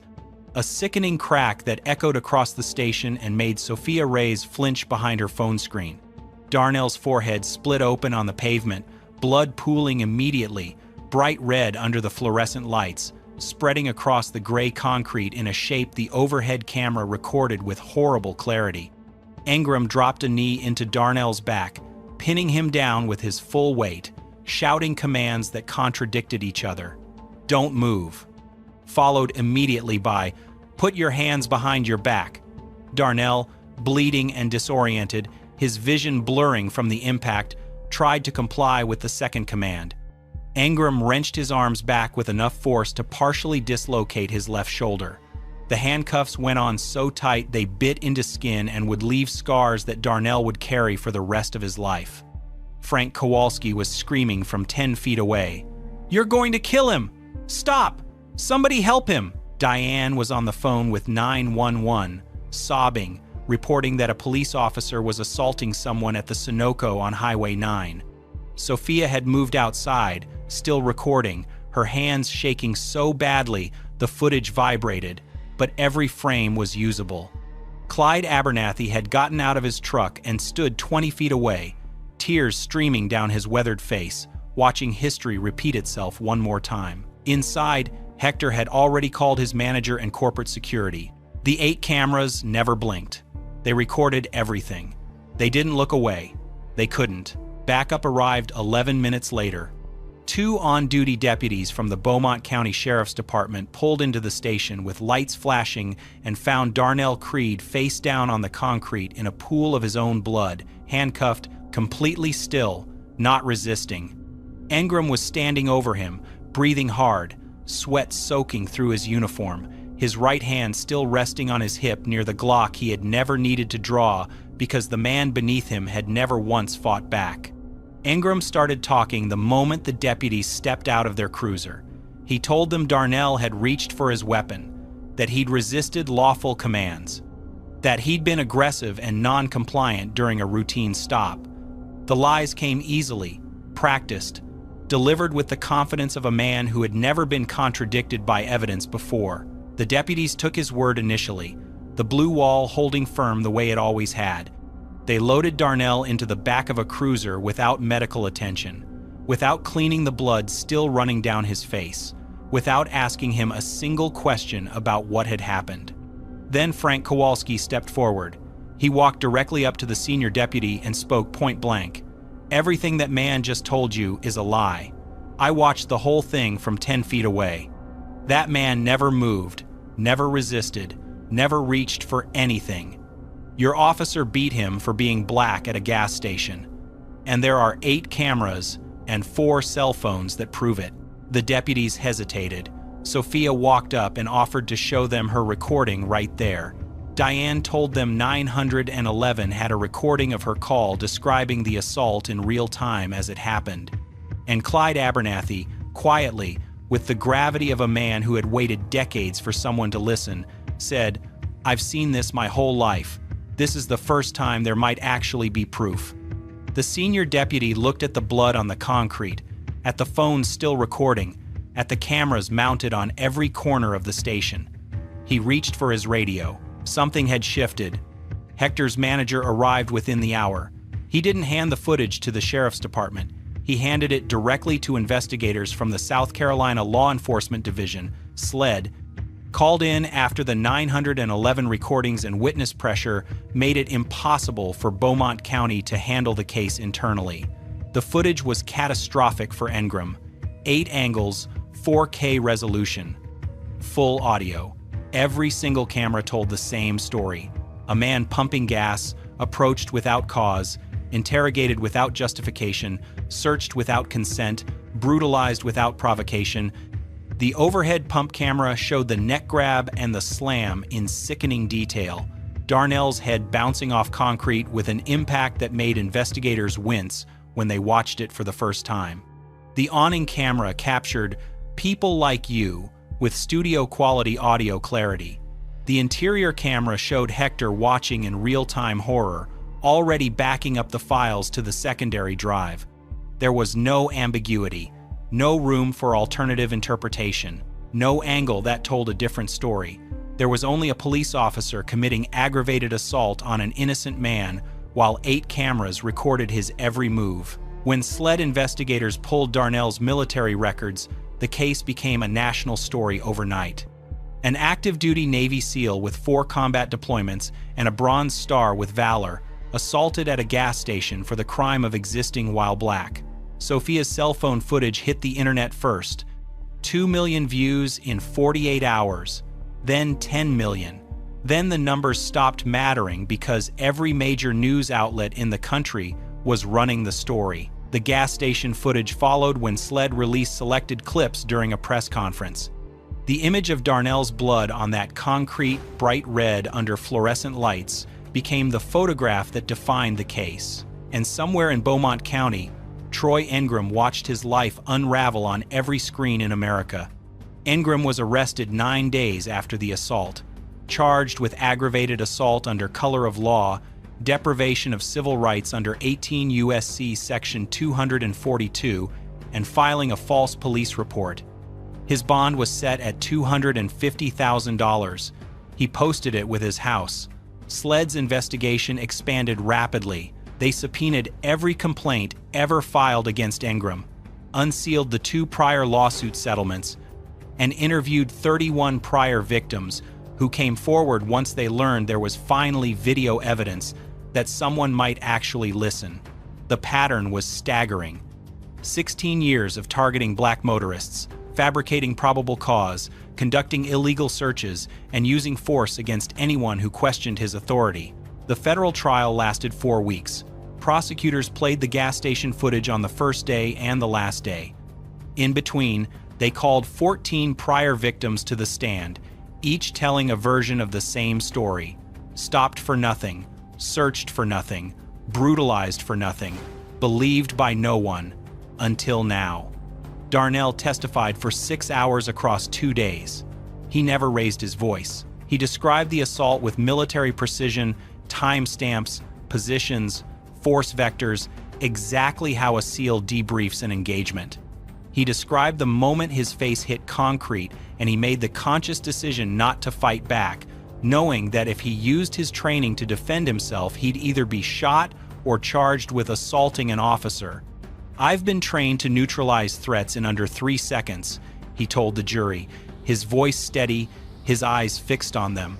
"That night, the threat was wearing a badge, and I knew that if I protected myself the way I've been trained, I'd be dead or in prison. So I let him break me open on that concrete, and the cameras saw what happened." The jury deliberated for 11 hours. The verdict came back on a Thursday morning, guilty on all counts. You could hear the gasp from the hallway. The sentencing hearing lasted 1 day. The judge called Engram's conduct a disgrace to the badge and a stain on every officer who serves honorably. 7 years in federal prison, one of the longest sentences for a single victim police assault case in South Carolina history. His law enforcement certification was permanently revoked. Troy Engram would never carry a badge again. The civil lawsuit proceeded separately. Darnell's attorney, a relentless civil rights litigator named Monique Desmond, who had built her career dismantling departments that protected violent officers, sued Engram personally, the Beaumont County Sheriff's Department, and the county itself. The claims were devastating: civil rights violations, failure to supervise, deliberate indifference to a documented pattern of misconduct, negligent retention of a known dangerous officer. The county fought it for 5 months, then settled abruptly when their own attorneys told them the footage made a trial unwinnable. The settlement was $4.7 million, $2.1 million in compensatory damages for Darnell's injuries, a fractured orbital bone, a partially dislocated shoulder, nerve damage in both wrists from handcuffs applied with punitive force, and PTSD that a man who survived 4 combat deployments never had until a cop slammed him into concrete at a gas station. $2.6 million in punitive damages, calculated specifically to punish the county for 16 years of looking the other way while Troy Engram destroyed lives. The settlement mandated sweeping reforms: an independent civilian oversight board with subpoena power, mandatory bias training with annual certification, body camera requirements for all interactions including off-duty officers in uniform, quarterly public reporting of use of force demographics, and a zero-tolerance policy for complaints involving racial language or profiling. Beaumont County would never operate the same way again. The cost of protecting Troy Engram had finally come due.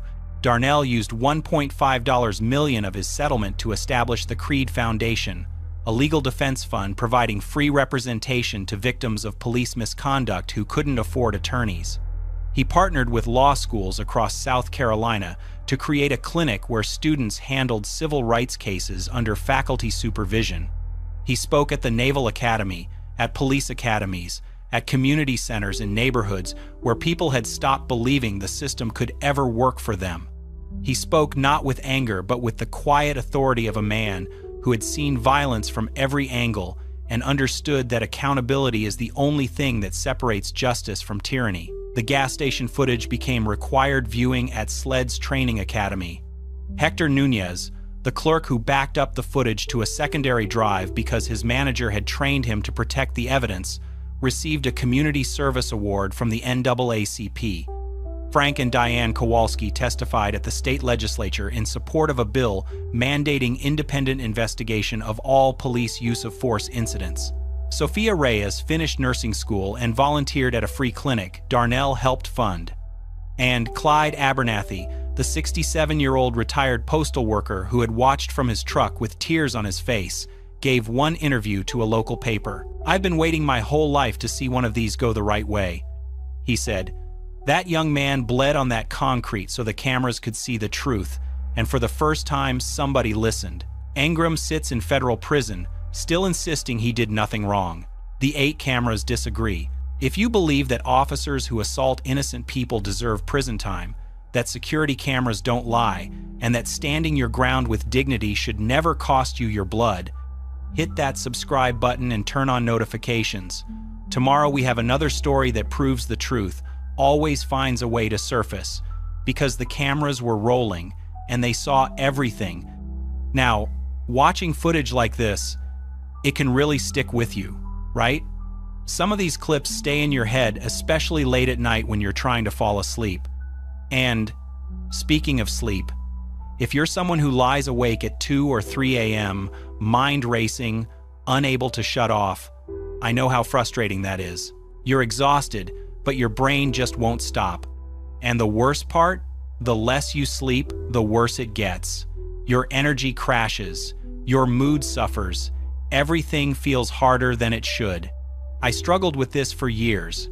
Tried melatonin, white noise, warm... Sir, step away from the table and show me your ID. Now! Officer, excuse me, I'm Commander Elijah Okonkwo, United States Navy. This is my dress uniform. I don't care who you claim to be. Get up or I make you get up. I've committed no crime. I'm asking for your badge Stand up! and your supervisor. Now! Officer Dale Hendricks thought he was responding to a credible threat.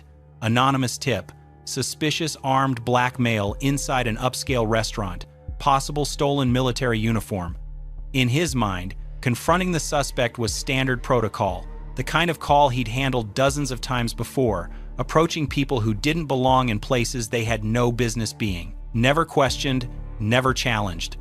But when he walked into Magnolia House on a warm Saturday evening and approached the black man in full Navy dress whites, sitting across from his elderly mother at a candlelit table, he made a catastrophic miscalculation. Commander Elijah Okonkwo, a 38-year-old decorated Navy SEAL with 19 years of active duty service, a Silver Star recipient who had bled for his country in 4 combat zones, born and raised in rural Georgia, knew exactly what was happening the moment Hendricks locked eyes on him and walked past every white patron in the restaurant. And what Hendricks didn't know, what he'd completely disregarded in his rush to confront the only black man in the dining room, was that his body camera was recording everything. Every word, every gesture, every moment of racial profiling captured in high-definition video with crystal-clear audio.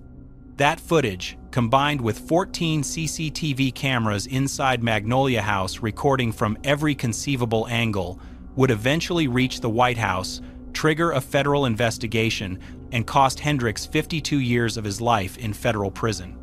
Hendricks had been with the Kensington Police Department for 16 years, building what his supervisors called an exemplary record of proactive community enforcement.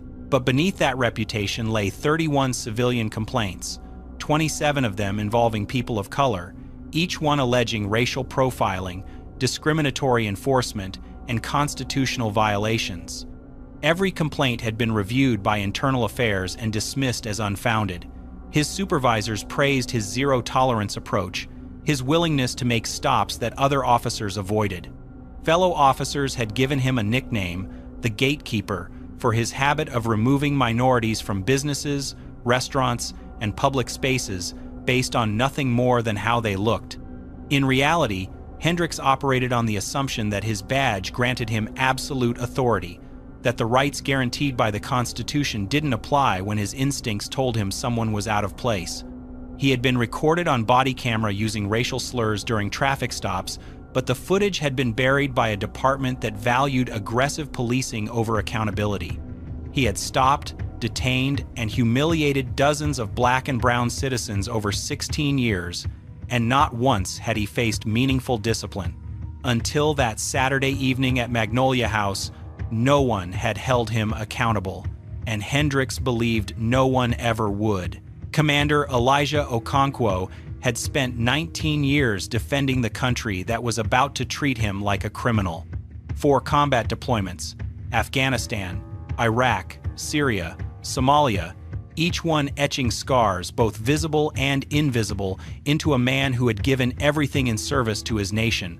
He had earned the Silver Star for extracting 3 wounded Marines from a collapsing compound in Kandahar under withering enemy fire, carrying the last one 400 meters on his back while taking rounds from 2 directions. He had received the Purple Heart after shrapnel tore through his shoulder during a firefight in Fallujah, spending 3 months in recovery before volunteering to redeploy. He had led classified operations that would never make the news, trained foreign special forces units across 3 continents, and been personally commended by 2 secretaries of defense for exceptional valor and leadership.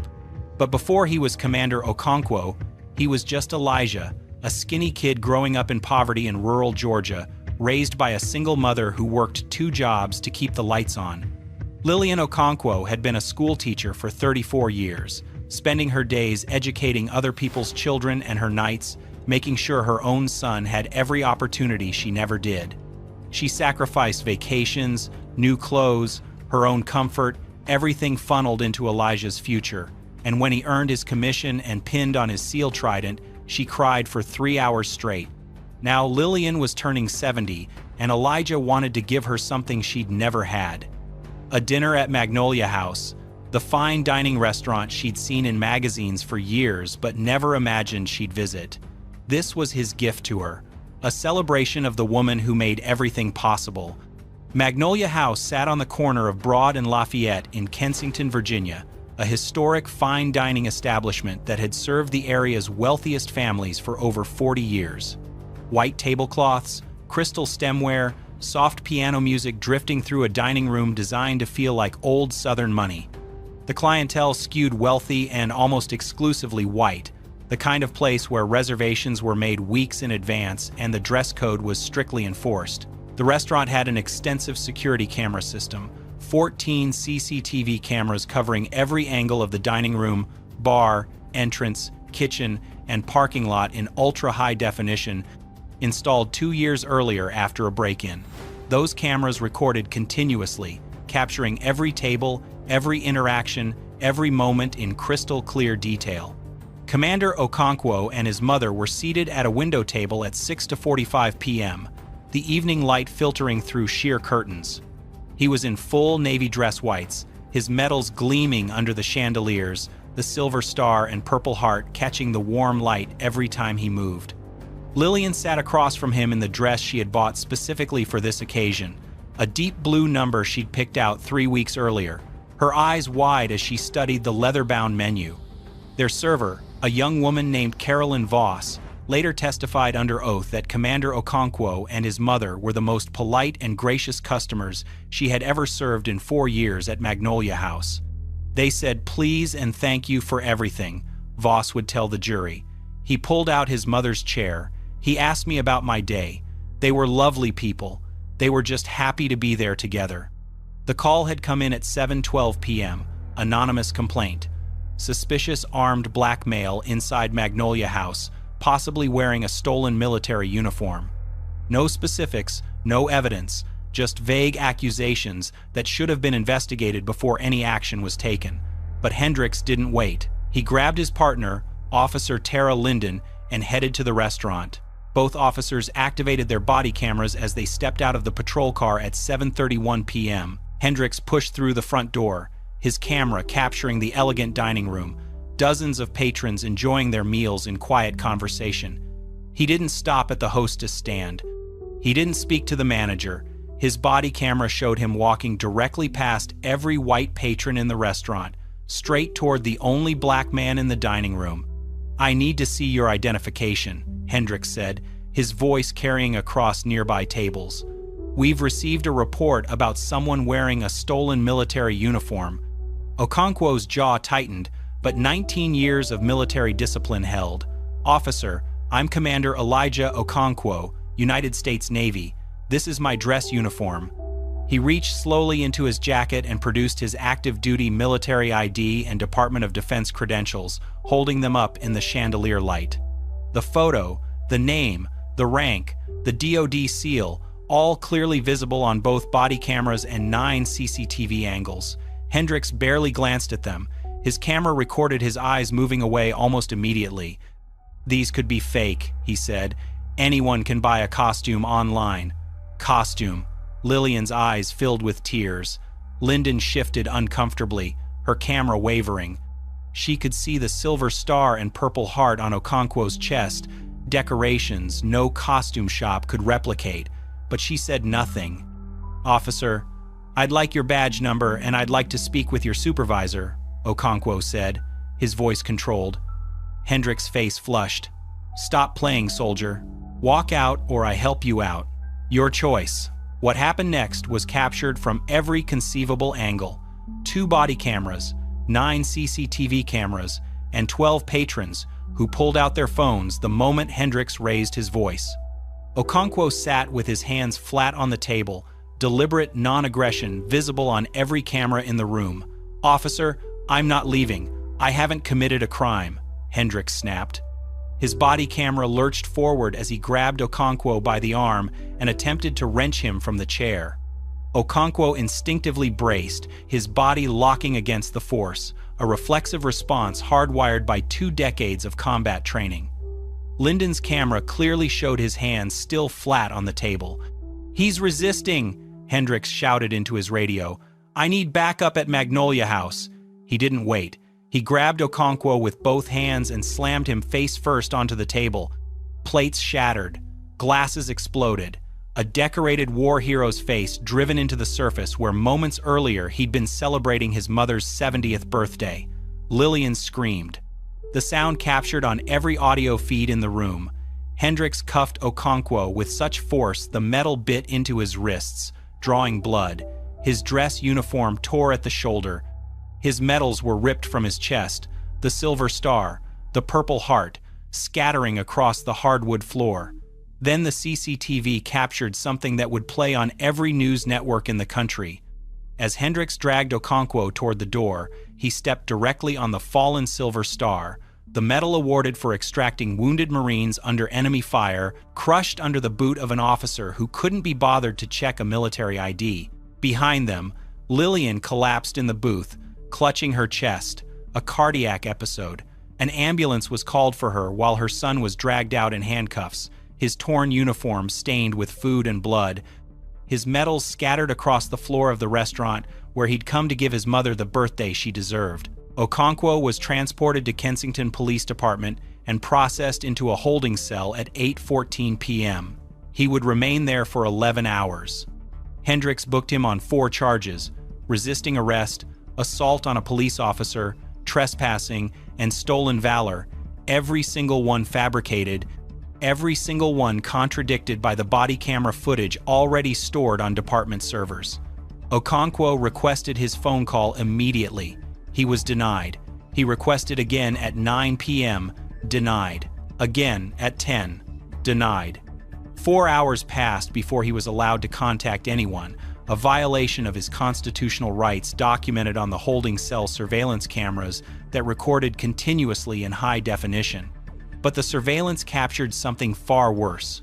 During booking, Hendricks stood outside the holding cell with 2 other officers, clearly visible on camera, and mocked Okonkwo's torn uniform. "These people think they can put on a costume and sit wherever they want," he said, laughing. The audio captured every word. The other officers laughed with him.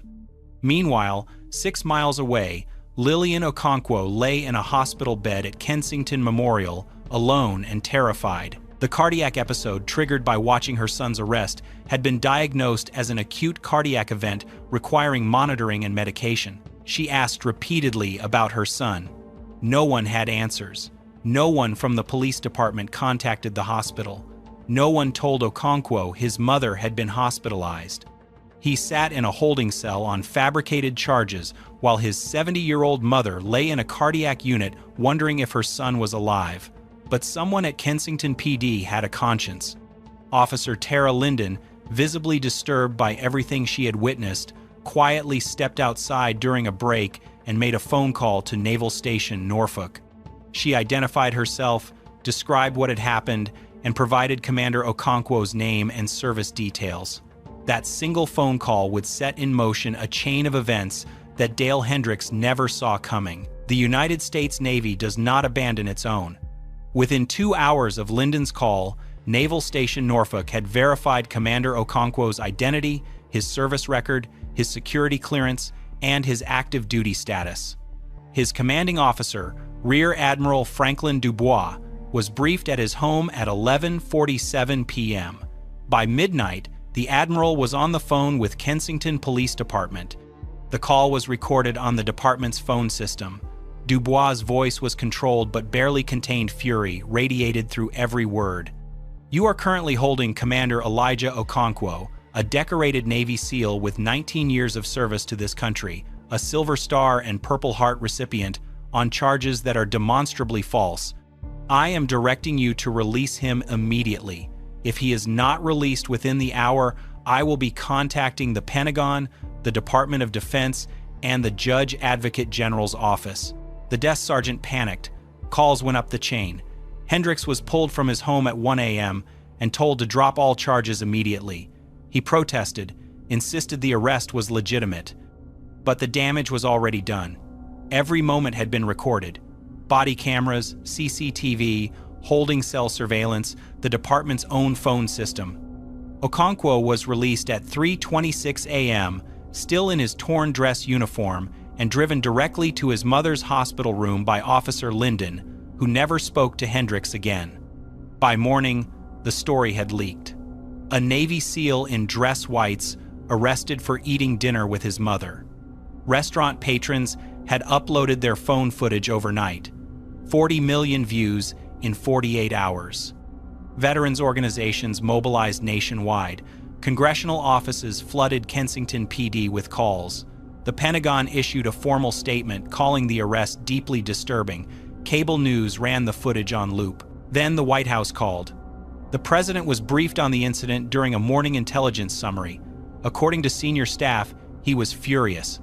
Within hours, the White House issued a public statement that ricocheted across every news outlet in the country. What happened to Commander Okonkwo is a disgrace to the nation he has spent his life defending.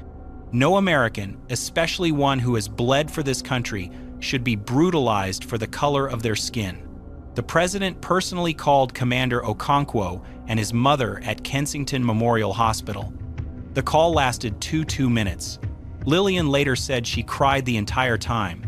The Department of Justice opened a federal civil rights investigation the same day. FBI agents arrived at Kensington Police Department at 6 a.m. the following morning with federal warrants. They seized every body camera server, every CCTV recording from Magnolia House, all internal communications, personnel files, disciplinary records, and citizen complaint archives going back 20 years. What federal investigators found went far beyond one officer and one arrest. Over 200 civilian complaints had been filed against Kensington PD officers over 2 decades, the overwhelming majority involving people of color. Complaints had been systematically buried. Evidence had been destroyed. Body camera footage from disputed interactions had been marked as corrupted or lost on at least 48 separate occasions. Internal affairs investigations had been closed without interviews, without evidence review, without accountability. The pattern was undeniable. Kensington PD had operated for years as a department that protected its officers at the expense of the communities they served, enabling racial profiling through institutional indifference and deliberate cover-ups. The investigation expanded from Dale Hendricks to his supervisors, to internal affairs, to the department's entire chain of command. What started as one officer arresting one man at one restaurant had exposed a system of systemic discrimination that reached every level of the department. The Department of Justice brought sweeping federal charges. Hendricks faced 14 counts: conspiracy to deprive civil rights under 18 U.S.C. Section 241, deprivation of rights under color of law under 18 U.S.C. Section 242, falsifying police reports, evidence tampering, and assault. 3 of his supervisors were charged as co-conspirators for enabling and covering up years of racial profiling, burying complaints, and destroying body camera evidence. The trial became a national spectacle. The courtroom was packed every single day, media filling the back rows, veterans in uniform lining up before dawn to secure seats, civil rights advocates and military families who saw this case as a referendum on whether service to country meant anything when your skin was the wrong color. The prosecution's evidence was overwhelming. Body camera footage from both Hendricks and Linden played on courtroom monitors in devastating clarity. All 14 CCTV angles from Magnolia House were presented simultaneously on split screens. The holding cell surveillance showed Hendricks mocking Okonkwo's uniform. The recorded phone call from Rear Admiral Dubois was played through the courtroom speakers. Then 67 prior victims of Hendricks' discrimination testified, one after another, describing the same pattern of targeting, humiliation, and fabricated charges. Commander Okonkwo testified in full dress uniform, his medals restored to his chest. He described every deployment, every wound sustained for his country, the shrapnel in Fallujah, the firefight in Kandahar. Then he described being called boy, having his face slammed into a table in front of his mother, his medals ripped from his chest and crushed under an officer's boot. Lillian testified from a wheelchair, her voice trembling but unbroken, describing watching her son, a man who had survived 4 combat zones, brutalized by police over a birthday dinner. The defense argued Hendricks acted on a legitimate anonymous tip. The prosecution played the footage. There was no rebuttal. The jury deliberated for less than 6 hours. When they returned, the courtroom fell silent. The foreman, a retired firefighter, stood and read the verdict, guilty on all 14 counts. The courtroom erupted. Veterans in the gallery stood at attention. Lillian collapsed into her son's arms, sobbing. Hendricks sat motionless, staring at the table, the reality of what he had done finally catching up to him. At sentencing, Judge Raymond Cortez, a retired Marine who had served 2 tours in Vietnam, delivered a statement that would be quoted in law schools for decades. Commander Okonkwo swore an oath to defend this nation and honored that oath with his blood, his body, and 19 years of his life. Officer Hendricks swore an oath to protect and serve, and he violated that oath every single day he wore the badge. He brutalized a war hero. He terrorized an elderly woman on her birthday. He mocked a uniform that better men than him have died wearing, and he did it all while his own camera recorded the evidence. This court will ensure that the cost of that betrayal is felt for the rest of his natural life. Hendricks received 52 years in federal prison with no possibility of parole. His 3 supervisors received sentences ranging from 8 to 15 years for conspiracy and cover-up. The civil lawsuit filed by Commander Okonkwo settled for $34.7 million, the largest individual civil rights settlement in Virginia history. The Kensington Police Department was placed under a federal consent decree with a DOJ-appointed monitor overseeing every aspect of department operations.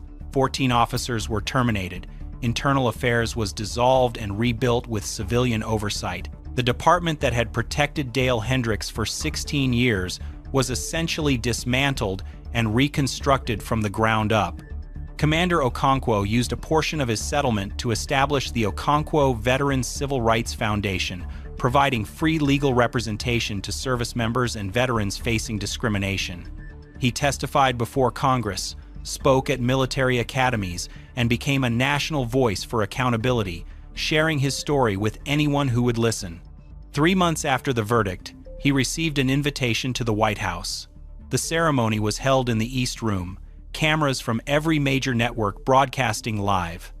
The president presented Commander Okonkwo with the Presidential Citizens Medal, the nation's second highest civilian honor. Lillian Okonkwo, fully recovered, sat in the front row in the same blue dress she had worn to Magnolia House, this time with tears of pride instead of terror. Magnolia House installed a permanent display near the window table where the arrest had taken place, a framed photo of Commander Okonkwo in full dress whites alongside a plaque reading, "This table is dedicated to Commander Elijah Okonkwo, who served his country with honor and was failed by those sworn to protect him. All are welcome here." The combined body camera, CCTV, and surveillance footage became required study material at the FBI Academy, at military academies across the country, and in police training programs nationwide. A case study in how racial bias, institutional cover-up, and unchecked authority destroy lives and departments.